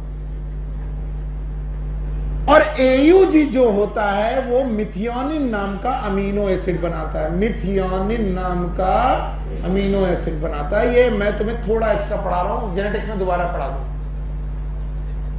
तो याद रखना, mRNA से जब भी प्रोटीन बननी चाहिए, उस प्रोटीन का पहला अमीनो एसिड हमेशा क्या होना चाहिए, मिथियोनिन। और ऐसा नहीं होता, ऐसा नहीं होता। इसका मैं तुमको बीटा चेन ऑफ प्रोटीन बता सकता हूं, बीटा चेन ऑफ हीमोग्लोबिन, ये तुम्हारे कोर्स में भी है, जिसका पहला अमीनो एसिड है वैलिन। बोलो क्या है? छठे पे है ग्लूटामिक एसिड, वो भी चेंज हो जाता है वैलिन। कुछ लोगों को दौरे पड़ने लगे, ये क्या हो रहा है, याद है? मैं ये छठा पढ़ाना ही नहीं चाहता, मैं पहला पढ़ाना। पहला क्या है? वैलिन। तो सर तो फंस गए। सर अगर प्रोटीन सिंथेसिस हमेशा AUG से होती है, किससे होती है? तो उससे बनने वाली प्रोटीन का पहला अमीनो एसिड हमेशा क्या होना चाहिए, मिथियोनिन। पर हर बार प्रोटीन में पहला अमीनो एसिड मिथियोनिन। इसका मतलब है जो प्रोटीन चेन में लंबी चेन बनती है, उसके सारे अमीनो एसिड कभी कभी रहते हैं और कभी कभी हटा दिए जाते हैं। और जब ये प्रोटीन के सारे अमीनो एसिड न रख के हटा दिए जाते हैं, तो बताओ प्रोटीन वही रहेगी, प्रोसेसिंग की गई, और वो कहां हुआ? हाँ? तो जितनी बड़ी प्रोटीन बनी, क्या वही उतनी ही बड़ी प्रोटीन आगे एंजाइम बनाएगी? नो। क्या वो बाद में प्रोसेस की जाएगी? और इसलिए हर प्रोटीन का पहला अमीनो एसिड जरूरी नहीं, लेकिन बनते समय ये जरूरी है कि वो क्या होगा, मिथियोनिन। लेकिन प्रोसेस होने के समय जरूरी नहीं है कि वो मिथियोनिन हो, और इसलिए उसे रखा जाएगा कि हटा भी जा सकता। और इसका बढ़िया उदाहरण है beta chain of haemoglobin. Beta chain of haemoglobin का पहला अमीनो एसिड, इसका मतलब प्रोटीन जो बनती हैं वो वैसी रहती हैं कि प्रोसेस हो जाता है। तो बताओ तीन काम, PPT, P for packaging, T for transport, secretion, याद रहेगा। तो क्या प्रोटीन का साइज छोटा होना, बड़ा होना भी काम गोल्गी बॉडी का है? यस। ग्लाइकोलिपिड और ग्लाइकोप्रोटीन बनाना भी, सिक्रीशन करना भी, पैकेजिंग करना भी, ट्रांसपोर्ट करना भी। ट्रांसपोर्ट या तो सेल के अंदर या तो सेल के बाहर। अभी भी नहीं आया। कितने विंडो मेम्ब्रेनस पढ़ लिए? 4। पहला कौन? दूसरा ER और गोल्गी बॉडी में दोनों में सिमिलरिटी क्या है? दोनों एक ही जैसे स्ट्रक्चर के बने, दोनों में वेसाइक ट्यूब्यूल, तीसरों में वेसाइकल। बताओ किसका वेसाइकल किसके अंदर घुसता है? ER का वेसाइकल गोल्गी बॉडी के अंदर घुसता है। किस फेस में? और ये NCERT की लाइन जहां मिल जाए अंडरलाइन कर लेना कि ER से निकला हुआ वेसाइकल किस फेज में घुसता है? सिस। और सिस फेज में घुस करके ट्रांस फेज से निकलता है। और जब निकलता है तो प्रोटीन वही रहती कि मॉडिफाई। क्या प्रोटीन ग्लाइकोप्रोटीन हो गई है? क्या प्रोटीन छोटी भी हो चुकी है? क्या किसी को ये लाइन मिली कि vesicle of RER inter into the cis phase? मिला? तो बताओ वेसाइकल दोनों जगह हैं, कहाँ? ER में भी और। Now the third is lysosome. It is lysosome.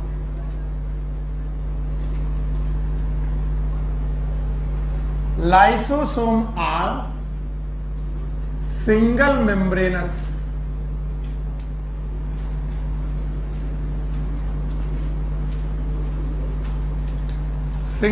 membranous structures which stores enzymes.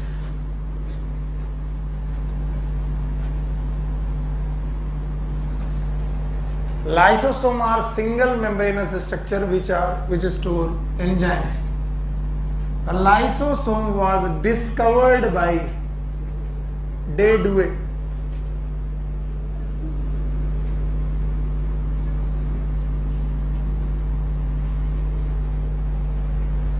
Lysosome was discovered by de Duve और द डे डुए। याद रखना, लाइसोसोम सिंगल मेम्ब्रेनस स्ट्रक्चर है, so we can say lysosome are vesicles. अब कुछ लोग घबरा जाएंगे, बताओ ER 1 की 3 cisternae vesicle tubule, Golgi body 3 cisternae vesicle tubule. Lysosome में no cisternae, no tubule, only. याद रखना, लाइसोसोम की खास बात है, they store hydrolytic enzyme, store hydrolytic enzyme.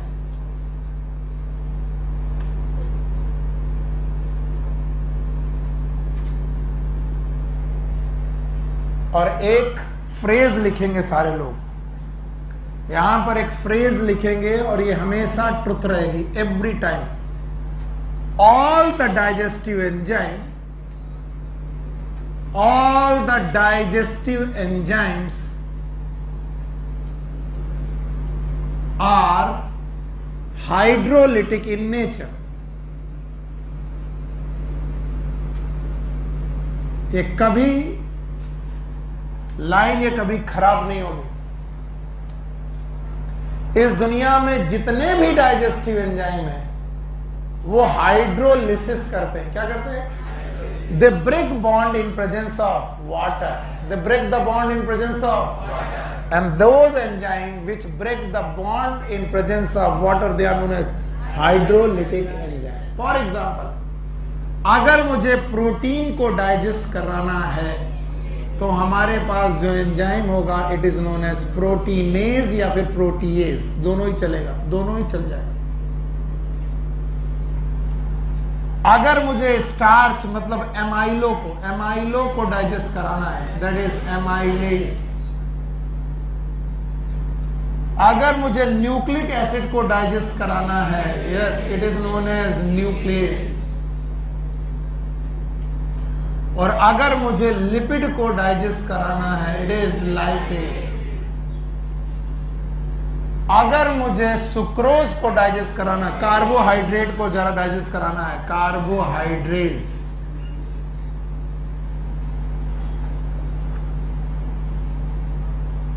तो इनके पास डिफरेंट टाइप के डाइजेस्टिव एंजाइम होते हैं। So they have the digestive enzyme. और अब मेरी सेंट्रल डॉग्मा की फेज पूरी होती है। जो लोग भी दिमाग लगाएंगे वो समझ में आ जाएगा। न्यूक्लियस, बोलो क्या? न्यूक्लियस में डीएनए, बोलो क्या? डीएनए से क्या बना? एमआरएनए। कहाँ गया? ईआर। कहाँ गया? कौन सा ईआर? क्या बनाई? प्रोटीन। शाबाश। प्रोटीन गई गोल्गी बॉडी, बोलो क्या? इसको पैकेट किया गया और प्रोटीन को पैकेट करके बनाए गए एंजाइम। फिर से बोलो। तो बताओ एंजाइम कहाँ गए? लाइसोसोम। तो ये वो बात थी जो मैं तुम्हें सिखाना चाह रहा था। बताओ ये स्ट्रक्चर से जुड़े कि फंक्शन से? न्यूक्लियस में क्या है? डीएनए से क्या बना? कहाँ गया? आरईआर से। प्रोटीन कहाँ गई? गोल्गी बॉडी में पैक हुई, मॉडिफाई हुई, प्रोसेस हुई, क्या बनाया? कहां पैक हुई? लाइसोसोम। तो लाइसोसोम के पास एंजाइम आए हैं, नो डाउट, पर किसके थ्रू? Central dogma. और सेंट्रल डॉग्मा कहता है कि डॉग की मम्मी का नाम डॉग्मा ना। सेंट्रल डॉग्मा क्या कहता है? डीएनए से एमआरएनए और एमआरएनए से प्रोटीन और प्रोटीन से एंजाइम। जैसा डीएनए वैसा एमआरएनए, वैसी प्रोटीन, वैसा। लोगों को सेंट्रल डॉग्मा दिखती है, मुझे एंडोमेम्ब्रेनस सिस्टम दिखता है। न्यूक्लियस, बोलो क्या? आर्या। गोल्गी बॉडी, एक दूसरे के साथ स्ट्रक्चर्स के साथ की फंक्शन। तो लोगों को सेंट्रल डॉग्मा दिखता है, मुझे इसमें स्ट्रक्चर ऑर्गेनल दिखाई पड़ता है। डीएनए कहाँ? न्यूक्लियस। एमआरएनए कहाँ? आरईआर। प्रोटीन बनाएगा, प्रोटीन बनाकर कहां गया, गोल्गी बॉडी, और प्रोटीन के बाद क्रॉसिंग हुई, एंजाइम बनाया, कहां स्टोर हुआ। वन मोर थिंग, सब लोग ध्यान सुनेंगे, दुनिया के बाकी डाइजेस्टिव एंजाइम एसिडिक पीएच में भी काम कर सकते हैं, अल्कलाइन पीएच में भी काम कर, स्टमक के एंजाइम फिर से इंटेस्टाइन के एल्कलाइन, पैनक्रियास के एल्कलाइन, सलाइवा के एसिडिक। तो बाकी एंजाइम एसिडिक और अल्कलाइन दोनों पीएच पे काम कर सकते हैं, लेकिन लाइसोसोम के एंजाइम, बोलो, they always work upon acidic pH, केवल एसिडिक पीएच पे काम करते हैं, बिलो 7, बिलो 5 पे ही काम करते हैं, एक्चुअली 5 पीएच से कम पे ही काम करते हैं, 1 से लेकर के 5 पीएच तक में ही काम करते हैं। बताओ पीएच स्केल 0 से 14 है कि 1 से 14? पता नहीं, ये भी नहीं मालूम। 7 अगर है तो न्यूट्रल की एसिडिक की बेसिक, 7 से ज्यादा एसिडिक और 7 से कम एसिडिक। एसिडिक पीएच पर ये काम करते हैं, यानी 7 से कम, ज्यादातर समय पर बिलो 5। पीएच अगर 5 से कम हो तो काम करेंगे, नहीं तो नहीं करेंगे। नींद आ रही है? छींक आ रही है, अच्छा, हमका नींद आ रही है। चलो भाई, जितने लोगों से मैं पूछता जाऊं बताते जाओ। लाइसोसोम डबल मेम्ब्रेनस की सिंगल, क्या इनमें एंजाइम है? और एंजाइम कैसे हैं? डाइजेस्टिव। कैसे हैं? पर बुक में डाइजेस्टिव नहीं लिखा होगा, क्या लिखा होगा? हाइड्रोलिटिक। फिर से बोलो। और हाइड्रोलिटिक एंजाइम को डाइजेस्टिव बताने के लिए मैंने एक लाइन लिखा है, all digestive enzyme are hydrolytic in nature. क्या मैंने उल्टा बोला? और हाइड्रोलिटिक आर डाइजेस्टिव? गलत मत बोल देना। All hydrolytic are not digestive, but all digestive are hydrolytic enzyme. तो बताओ, प्रोटीन को डाइजेस्ट करने वाले प्रोटीएज। ओके, प्रोटीएज प्रोटीन को डाइजेस्ट करने वाले, लिपिड को, कार्बोहाइड्रेट को, एमाइलो को, न्यूक्लिक एसिड को। क्या ये सारे एंजाइम हाइड्रोलिटिक है? और क्या ये सारे एंजाइम आपको लाइसोसोम में मिल सकते हैं? और लाइसोसोम के एंजाइम पीएच किस पे काम करेंगे? एसिडिक पीएच, 5 से कम कि 5 से ज्यादा? नींद आ रही है? Yes sir. अब देखो, बोलते हैं कल हमने पढ़ी थी एंडोसाइटोसिस। खड़े हो हीरो, नींद आ रही है? नहीं, उसको मालूम है किसे खड़ा होना है। कल भाई मैंने तुमको पढ़ाई थी एंडोसाइटोसिस। क्या पढ़ाई थी? मतलब ये मान लो अमीबा है और अमीबा करना चाहता है एंडोसाइटोसिस। बताओ क्या क्या होती है एंडोसाइटोसिस?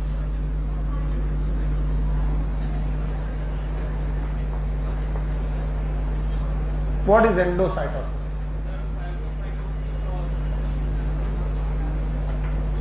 यस यस, बिंदास बोलो।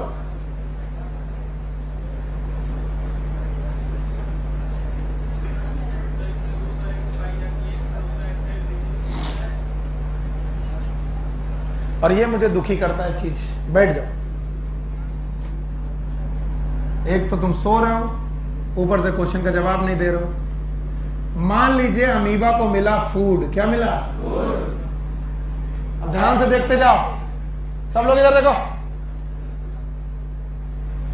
तो वो फूड को अंदर लेने की कोशिश करेगा, सेल के अंदर, क्योंकि अमीबा मल्टी सेलुलर है। और जब अमीबा फूड को सेल के अंदर लेने की कोशिश कर रहा होगा तो वो बनाएगा फूड वैक्यूल। क्या बनाएगा? प्लाज्मा मेम्ब्रेन बल्ज होकर के फूड को अंदर ले लेगी, यानी पॉकेट बना करके फूड को अंदर ले लेगी। फूड को अंदर लेना इट इज। अगर फूड सॉलिड है तो, अगर लिक्विड है तो पिनो। बोलो क्या? और कुछ देर बाद ध्यान सुनना, कुछ देर बाद it will convert into food vacuole. किसमें? तो फूड वैक्यूल के अंदर क्या प्रेजेंट है? पता नहीं सर। फूड प्रेजेंट है? No sir. और फूड जो प्रेजेंट है वो मेम्ब्रेन के द्वारा घिरा है। ये मेम्ब्रेन किसका पोर्शन है? Plasma membrane. और ये डाइजेस्ट होना चाहता है। क्या होना चाहता है? इस डाइजेस्ट होने के लिए सबसे पहले लाइसोसोम आएंगे। कौन से? क्या इनमें एंजाइम है? जो अभी अभी लाइसोसोम बना है, it is known as primary lysosome. देखो भाई, मुझे पूरा विश्वास है कि तुम भूल जाओगे, पर एनसीईआरटी में इनके दो पोर्शन दिए हैं। प्राइमरी नहीं दिया, सेकेंडरी और टर्सरी दिया, यानी सेकेंडरी और रेजिडुअल बॉडी दिया, इसलिए मैं पूरा पढ़ा रहा हूं। कहां दिया वो मैं पढ़ा दूंगा। प्राइमरी लाइसोसोम वो होता है जो अभी अभी गोल्गी बॉडी से बना है, अभी अभी गोल्गी बॉडी से बना है। पहले ये होगा ईआर, ईआर से गोल्गी बॉडी, गोल्गी बॉडी से वेसाइकल जो अभी भी बना उसका नाम। अब ये प्राइमरी लाइसोसोम फूड वैक्यूल के साथ अटैच हो जाएगा, and this is known as secondary lysosome, also known as phagosome.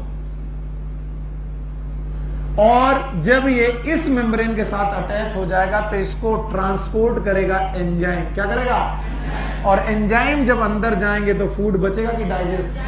क्योंकि अमीबा के पास एलिमेंट्री कैनाल होती है, नहीं होती। तो एक दिन खाना डाइजेस्ट हो जाएगा, और जब खाना डाइजेस्ट हो जाएगा उसके बाद भी कुछ बेटा फीकल मैटर बचेगा। क्या बचेगा? जो डाइजेस्टेड है कि अनडाइजेस्टेड, उसको निकालने के लिए अमीबा के पास एनस नहीं है। तब इसके साथ लाइसोसोम भी बेटा अटैच होकर के आ जाएंगे, एंड इनकी बॉडी का नाम होगा रेजिडुअल बॉडी। बोलो क्या नाम है? तो लोग बोलते हैं भाइयों बहनों कि कुल मिलाकर के लाइसोसोम 4 प्रकार के। कितने प्रकार के? पहला प्राइमरी लाइसोसोम, दूसरा सेकेंडरी लाइसोसोम, तीसरा रेजिडुअल। कितने प्रकार के? ना कितने प्रकार के? 4। पता है कितने? पगला गए हैं सर। यस, इसमें जो चौथा प्रकार है, फोर्थ टाइप है, इट इज नोन एज ऑटोफैगोसोम। ऑटोफैगोसोम होता यूं है कि कुछ बेटा ऑर्गन आपके रेजिडुअल ऑर्गन हो जाते हैं। मान लीजिए कोई एक छिपकली है, वो अपने पूंछ को काट के फेंक देने, वो तो गड़बड़ हो जाएगा। मान लीजिए आपकी कोई एक सेल है जो खराब हो चुकी है, और वो सेल अब अपना जीवन खत्म कर चुकी है, और अब ये सेल अनवांटेड है। कैसी है? तो होगा क्या, इस सेल के अंदर कुछ लाइसोसोम जो होंगे वो अपने एंजाइम को बस्ट कर देंगे, और जब अपने एंजाइम को बस्ट कर देंगे तो बताओ सेल के अंदर जितना भी मटेरियल होगा वो बचेगा कि डाइजेस्ट होगा? तो अपने आप को खा जाने वाला सोम, दैट इज नोन एज ऑटोफैगोसोम। तो अगर बेटा लाइसोसोम सेल के अंदर फट जाए तो सेल बचेगी कि सेल डाइजेस्ट हो जाएगी? तो सेल डाइजेशन हो जाएगा और सेल खत्म हो जाएगी। इसीलिए कहते हैं कभी कभी कुछ बेटा लाइसोसोम जो होते हैं वो अपने आप को, अपनी सेल को खा जाते हैं, दैट इज नोन एज ऑटोफैगोसोम। और इस तरीके से अपनी पुरानी सेल को निकाला जाता है। याद रखना, that's why some time they are also known as suicidal bag. बोलो कौन सा? क्या ये आत्महत्या की बैग है? जिस कोशिका में ये फटे वो कोशिका बचेगी कि मर जाएगी? तो अपने आप को मार देना, इट इज सुसाइड। तो बताओ, इसीलिए इस बैग का नाम सुसाइड है। तो लाइसोसोम का पूरा दूसरा नाम सुसाइड। बताओ लाइसोसोम टोटल कितने प्रकार के हैं? 4 बता पाओगे? बोलो कौन? Primary lysosome, secondary lysosome, residual body, autophagosome. नहीं आया? अभी मैंने केवल क्या पढ़ाया? लाइसोसोम। तो बताओ एंडोमेम्ब्रेनस सिस्टम में कितने सिस्टम पढ़ा दिए? पता ही नहीं। हटा दें? पहले तीनों पूछेंगे तभी आगे बढ़ेंगे। कुछ लोग सो गए। देखा मैंने, एक्चुअली देखा मैंने। क्या पंखा चलवाएं? नहीं तो तुमको नींद आ जाएगी। तुम 2 बार झपकी मार चुके हो, कसम मम्मी की, तुम 2 बार झपकी मार चुके हो, हमने देखा है। अच्छा, तुम वो आंख बंद करके मतलब ध्यान लगा रहे होगे,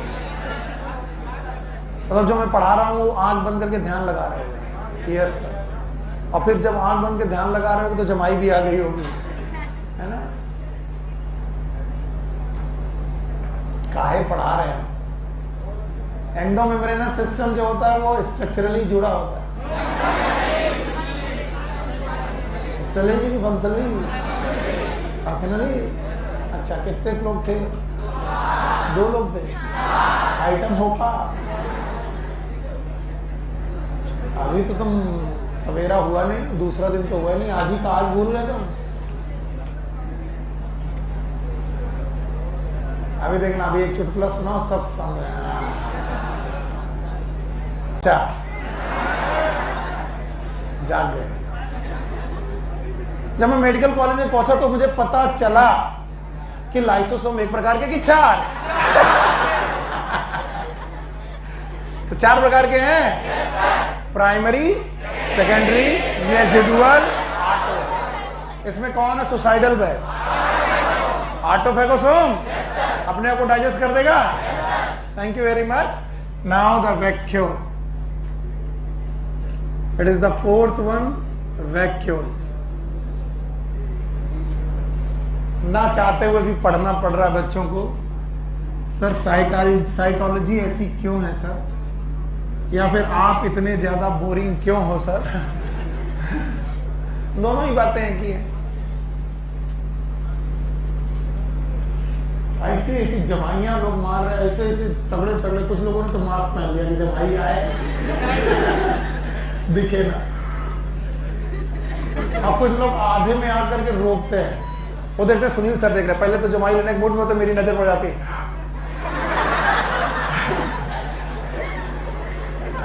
मैं ऐसे इधर पढ़ा रहा हूँ, पढ़ाते पढ़ाते अचानक मुड़ा, एक ने पूरा भर लिया था साथ।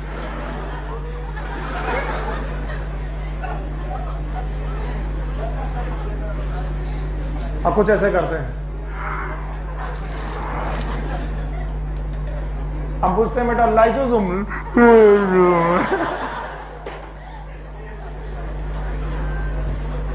और सुनील सर है लाइसोसोम वैक्यूल, यार पढ़ाए जा रहे आइटमों का सर। छोड़ो, हमको नहीं पढ़ना है ना, पढ़ना है बेटा। जिंदगी में सब कुछ ना करना, लेकिन पढ़ना कभी मत छोड़ना, है ना। धीरे धीरे ही सही मगर चलते रहे। आवाज बिना कुछ कहे ताली बजाना हमको नहीं पसंद है। ताली वाली बजाना बिल्कुल नहीं पसंद। जब ताली बजती तो हमें लगता है हमने पढ़ाई छोड़कर कुछ बदतमीजी वाली बात कही, क्योंकि तुम अच्छी बातों में ताली आज तक बजाए नहीं है बेटा। हमारे सर थे, वो कहा करते थे, अभी भी कहते हैं, जब कभी भी पढ़ा रहे होते हैं ऑनलाइन तो कहते हैं सर का क्या नाम है, एक ही तो सर है जिन्होंने सबको बनाया जी, आदरणीय सिंह सर। तो वो हमसे कहा करते थे, देखो उन्होंने हमको डॉक्टर भी बनाया, मास्टर भी बनाया, सब कुछ बनाया। पहले पढ़ा पढ़ा के डॉक्टर बनाया, और जब पढ़ लिए तो कहते हैं पढ़ाओ। फिर हमको पढ़ाते पढ़ाते पढ़ाना सिखाया और फिर मास्टर बनाया। तो उन्हीं ने, उनकी कृपा रोटी पानी चल रहा था। जब हम अपने गुरुदेव की बात करते हैं तो उन्हीं करते हैं। तो वो ये कहा करते हैं कि नहीं कहेंगे तो कहें, हाँ, तो कहते हैं कि बुझ गई क्षमा। क्षमा मतलब समझते हो?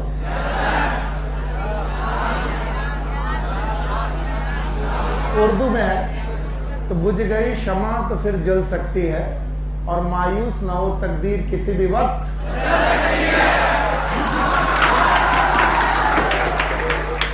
तो उसके लिए क्या करना है? सो जाना है, जमाई लेना है। ना सोना है ना जमाई लेना है, पढ़ना है। पढ़ना है, चलो भाई। So vacuole is single membranous structure. ये भी एक सिंगल मेम्ब्रेनस स्ट्रक्चर है।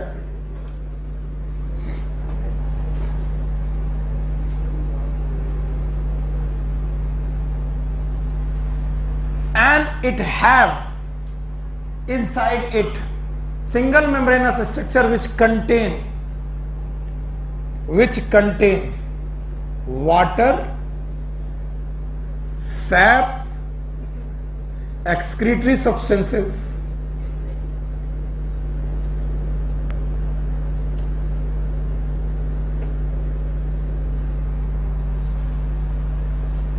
कि वैक्यूल एक सिंगल मेम्ब्रेनस स्ट्रक्चर है जिसके अंदर 3-4 चीजें हो सकती हैं। एक तो हो सकता है वाटर, एक होता है सैप। यकीन मानिए मैंने पहली बार क्वेश्चन गलत किया था, और जब मुझसे पूछा गया था what is the other name of the cell sap या फिर where the cell sap is present, मुझे लगा सेल सैप साइटोप्लाज्म को कहते होंगे। किसको? तो मैंने सेल सैप मतलब साइटोप्लाज्म लगा दिया था, जो सही है कि गलत है? सेल के अंदर present sap it is not cytoplasm, it is the material of vacuole. Material of, तो इसके अंदर वाटर है, इसके अंदर सैप है, and that sap is known as, और इसके अंदर एक्सक्रीटरी सब्सटेंसेस है, एक्सक्रीटरी सब्सटेंसेस।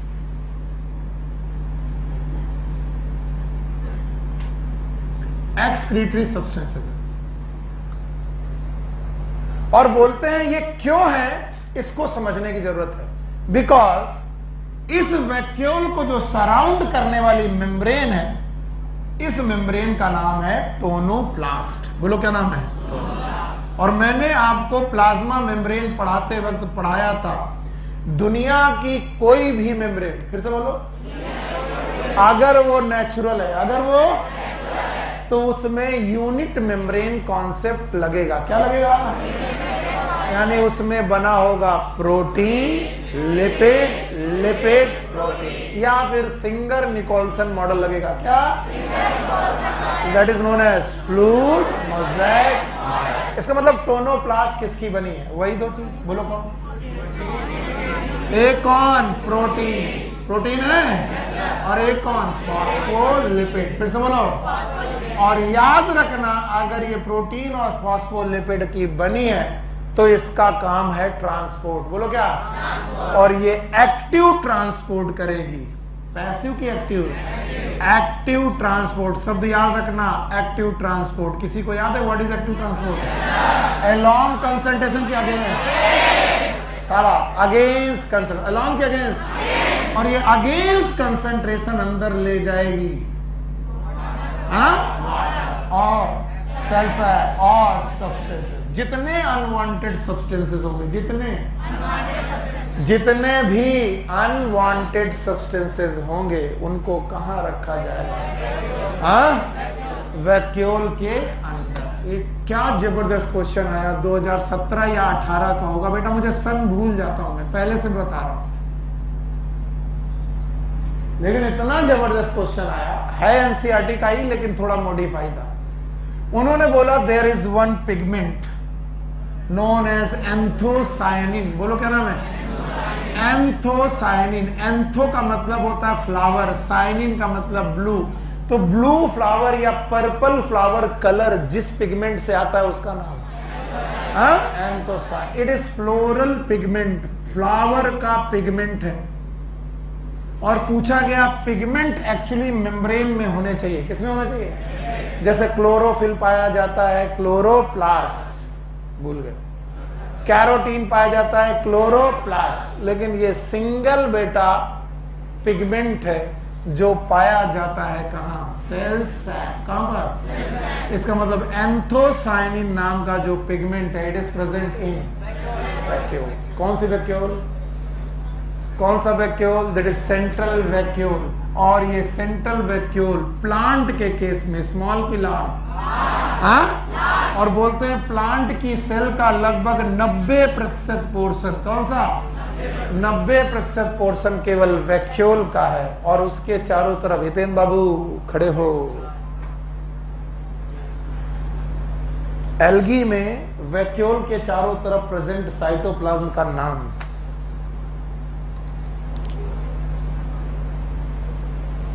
मारेंगे तो बुरा मान जाओगे? हाँ, मारना मेरा काम है। Starch sheath. Anyone in class?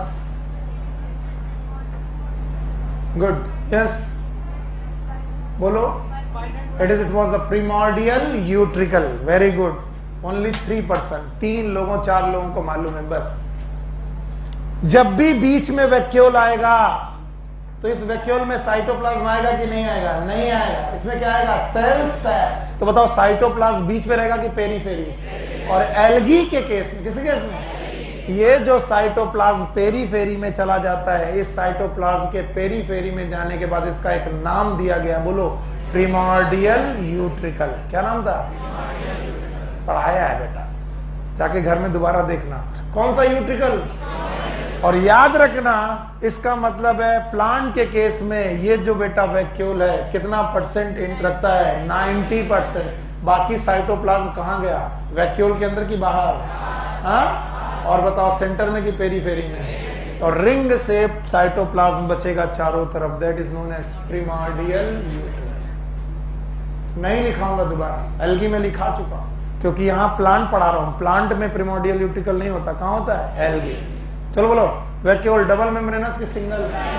हाँ? और क्या सिंगल मेम्ब्रेनस स्ट्रक्चर है? इसके अंदर वाटर है, सैप है, एक्सक्रीटरी सब्सटेंस है, अनवांटेड चीजें हैं। बताओ प्लांट के केस में कितना परसेंट स्ट्रक्चर रहता है? 90%। और इसकी मेम्ब्रेन का नाम भूल गए? मेम्ब्रेन का नाम क्या? ये सेमी परमेबल है? Yes sir. बताओ ये पैसिव ट्रांसपोर्ट कर रही है कि एक्टिव? चीजों को एक्टिवली अंदर डाला जा रहा है। बताओ एक्टिवली क्या अंदर डाला जा रहा है? वाटर और एक्सक्रीटरी सब्सटेंस अलोंग कंसंट्रेशन के अगेंस्ट। तो बताओ ये वैक्यूल का साइज घटता रहेगा कि बढ़ता रहेगा?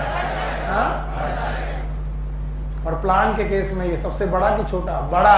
बताओ क्या एनिमल के केस में भी ये वैक्यूल होते हैं? यस। पर ये वैक्यूल लार्जर कि स्मॉलर? हाँ? स्मॉलर। आगे बढ़े? नहीं सर। हाँ बोलो, अब बताओ वैक्यूल डबल मेम्ब्रेनस की सिंगल? और इसके अंदर साइटोप्लाज्म होता है? साइटोप्लाज्म की सेल्स है, सेल्स। वाटर होता है, एक्सक्रीटरी सब्सटेंस होते हैं। मेम्ब्रेन का नाम? हाँ? पक्का? अच्छा, छोटी सी कहानी सुनना, हालांकि तुम्हारा मन नहीं कर रहा होगा, घड़ी की तरफ देख के मन नहीं करता कई बार, लेकिन अब करोगे क्या? पढ़ना तो है। बताओ अमीबा का नाम सुना है? और अमीबा एक प्लांट है। अमीबा प्लांट है कि एनिमल? तो बताओ सेल वॉल है कि नहीं? अब इधर देखो सब लोग, सब लोग इधर देखो। अमीबा के पास अपना न्यूक्लियस है और अमीबा के पास साइटोप्लाज्म है। क्या बेटा? साइटोप्लाज्म मतलब सॉल्यूशन की सॉल्वेंट? सॉल्वेंट। वाह मेरे बच्चे।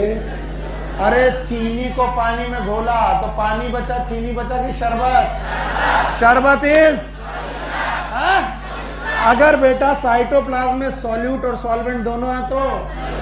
और अगर मैं बोलूं कि बेटा साइटोप्लाज्म होना एक सॉल्यूशन होने के बराबर है तो सही है कि गलत है? गलत है। और अब मैंने ऐसे अमीबा को फ्रेश वाटर में रखा। किस में रखा? जरा ध्यान से देखना, फ्रेश वाटर में रखा। और जैसे ही मैंने फ्रेश वाटर में रखा, कुछ लोग तो ऑस्मोसिस समझते होंगे, वाटर अपनी हायर कंसंट्रेशन से। सर ये कैसे जाना कि यहाँ लोअर कंसंट्रेशन? अरे बेटा यहाँ सोल्यूशन है और यहाँ प्योर वाटर। बोलो क्या है? Pure water is 100% water. और यहाँ वाटर के साथ सॉल्यूट है तो वाटर बाहर ज्यादा कि कम? और यहाँ तो पानी अंदर जाएगा, और पानी अंदर गया तो बताओ प्लाज्मा मेम्ब्रेन का साइज घटेगा। अगर बेटा ये बढ़ने लगा तो अमीबा की प्लाज्मा मेम्ब्रेन में प्रेशर, और प्लाज्मा मेम्ब्रेन रिजिड है कि फ्लूइड है? भूल गए? रिजिड की फ्लूइड। और अगर फ्लूइड है तो बताओ प्लाज्मा मेम्ब्रेन बचेगी कि बस्ट? तो बताओ अमीबा बचेगा कि मर जाएगा? पल्ले ही नहीं पड़ा। पड़ा? अब अमीबा एक जुगाड़ ढूंढता है और उस जुगाड़ का नाम है कॉन्ट्रैक्टाइल वैक्यूल। बोलो क्या नाम? These are the simple vacuole और कॉन्ट्रैक्टाइल। जैसे ही किसी अमीबा को फ्रेश वाटर में रखो, कहां रखो? तो ये एक्स्ट्रा पानी को साइटोप्लाज्म में लाता है कि वैक्यूल के में? और वैक्यूल अपना साइज छोटा करेगा कि बड़ा? और वैक्यूल बढ़ता जाएगा बजाय साइटोप्लाज्म। तो बताओ देर से फटेगा कि जल्दी? देर से। नो डाउट, अगर फिर भी रखा ही रहा तो फट ही जाएगा अमीबा, लेकिन फिर भी एक प्रोटेक्टिव मैकेनिज्म के लिए एक स्पेशल वैक्यूल होता है। नाम बताओ? और एनसीईआरटी में जहां पर कॉन्ट्रेक्टाइल वैक्यूल लिखा है प्लीज अंडरलाइन कर लो। कॉन्ट्रेक्टाइल वैक्यूल वो वैक्यूल होते हैं जो एक्स्ट्रा वाटर को कंटेन कर लेते हैं। लिखा है कि नहीं लिखा है? बताओ ये कहां मिलेंगे? अमीबा में। और ये कॉन्ट्रेक्टाइल वैक्यूल करते हैं ऑस्मोसिस का रेगुलेशन। ऑस्मोसिस का, that is known as osmoregulation. Osmoregulation. और ज्यादातर समय पर प्रोटोजोआ अमीबा में पाए जाते हैं। तो प्लांट में एक वैक्यूल था, that was the normal vacuole. कैसा वैक्यूल था? लेकिन एनिमल में भी एक वैक्यूल हुआ और उसका नाम क्या है? कॉन्ट्रेक्टाइल। और यहां पर भी एक्टिव पल्सेशन है। अब बताओ, इसी अमीबा को, फिर से सुनो, इसी अमीबा को मरीन वाटर में रख दो। किसमें? अगर मरीन वाटर में रख दिया, ध्यान सुनो, तो उसके पास कॉन्ट्रेक्टाइल वैक्यूल छोटा था पहले की बड़ा? बड़ा। छोटा था। अब बताओ कहां रख दिया? खारे पानी में। तो खारे पानी का कंसंट्रेशन कम कि ज्यादा? तो बताओ अंदर पानी ज्यादा, बाहर। तो बताओ ये पानी लॉस करेगा? साइटोप्लाज्म से कि वैक्यूल से? तो वैक्यूल का साइज छोटा कि बड़ा? छोटा। तो अगर अमीबा को तुमने खारे पानी में रखा तो अमीबा छोटा होगा कि वैक्यूल? अमीबा छोटा, वैक्यूल छोटा होगा। और अगर अमीबा को फ्रेश वाटर में रखा तो अमीबा बड़ा होगा। तो जो वैक्यूल छोटा या बड़ा हो सके, कॉन्ट्रैक्ट और रिलैक्स हो सके, उसका नाम। और कॉन्ट्रेक्टाइल वैक्यूल किसे रेगुलेट करता है? Osmosis. And that's why this process is known as osmoregulation. तो भैया एक वैक्यूल तो आ गया, कॉन्ट्रेक्टाइल वैक्यूल। और एक वैक्यूल अभी थोड़ी देर पहले पढ़ाया था एंडोसाइटोसिस के दौरान। नाम बताओ? Food vacuole. हाँ, तो बताओ 3 वैक्यूल पढ़ा दिए मैंने, बोलो पढ़ाओ कौन कौन? भूल गए? एक प्लांट वैक्यूल था, उसके अंदर पानी था कि सैप था? एक कॉन्ट्रेक्टाइल वैक्यूल है, इसके अंदर सैप है कि वाटर? वाटर। नाम है कॉन्ट्रेक्टाइल वैक्यूल। और एक कौन है? Food vacuole. सेल ने एंडोसाइटोसिस की थी, खाना अंदर आया था, खाना अंदर आया था तो फूड वैक्यूल के अंदर सैप की फूड। देखो सुन लो एक बात, मुझे मालूम है तुम जल्दबाजी में सुनते नहीं हो। नॉर्मल वैक्यूल में सेल सैप, कॉन्ट्रेक्टाइल वैक्यूल में water, water and mineral. 5 minute और दो।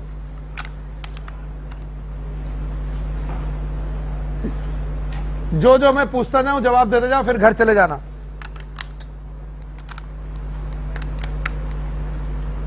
हाँ भाई, नॉर्मल वैक्यूल में, प्लांट वैक्यूल में सेल सैप। बोलो शाबाश, बहुत बढ़िया। अच्छा बता, कॉन्ट्रेक्टाइल वैक्यूल में water and mineral, water and.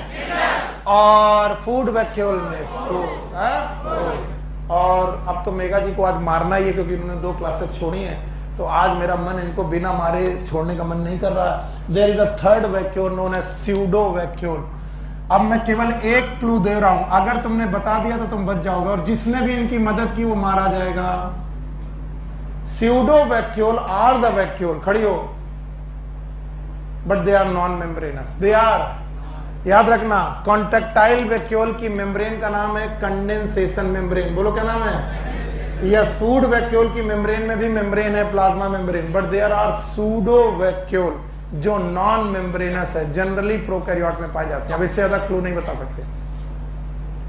बताओ, साइकोलॉजी तो तैयार है ना तुम्हारी? हाँ, अब आ जाओ इधर, चलो आओ, ला दो डंडा, खाना चाहिए इनको। अच्छी खासी सिलेक्शन के कगार पे खड़ी हैं ये। इस बार इनके नंबर 500 कितने आए? 40, 10, 530, कुछ 60-70 के आसपास हैं। एकदम सिलेक्शन के लिए कगार में खड़ी हैं। ये फाउंडेशन बैच की बच्ची हैं, पहला साल है इनका तैयारी का फाउंडेशन के बाद। सी इज डूइंग गुड, लेकिन ओवर कॉन्फिडेंस इनको मार डालेगा। वो कौन सा? बाकी लोगों को मालूम है, साइनोबैक्टीरिया में है, पर्पल बैक्टीरिया में है, ग्रीन बैक्टीरिया में है, gas vacuole, and they are known as inclusion body. Membranous की नॉन मेम्ब्रेनस? भाग जाओ। तो टोटल हो गए 4 वैक्यूल। कितने? चारों याद हैं? Plant vacuole, contractile vacuole, food vacuole, gas vacuole. That is a real vacuole और सूडो वैक्यूल, क्योंकि उनको मेम्ब्रेनस की नॉन मेम्ब्रेनस। इंक्लूजन बॉडी है, और कितनी जगह पे पाई गई? 3। अब वो देख रहा कि है कि नहीं है। 3 बोलो कौन कौन? Cyanobacteria, green bacteria, purple. और बोलोगे सर आप तो आउट ऑफ एनसीईआरटी पढ़ाते हो। Not even single thing is from out of NCERT. बताओ आपकी बुक में गैस वैक्यूल है? कहां पर? प्रोकैरियोट।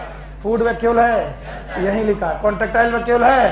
प्लांट वैक्यूल है? 90% जो साइज ले जाएगा वो कौन? Plant vacuole. जिसकी मेम्ब्रेन कम या ज्यादा होती रहेगी? Contractile vacuole. हाँ, जो अपने अंदर फूड रखेगा, जो नॉन मेम्ब्रेनस है, क्योंकि बेटा इंक्लूजन बॉडी में मेम्ब्रेन नहीं हो सकती। क्यों?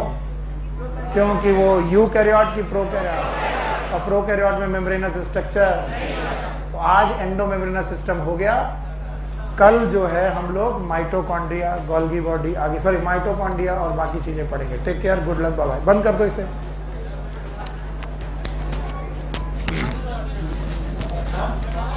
शाम को 6 बजे कल एक्चुअली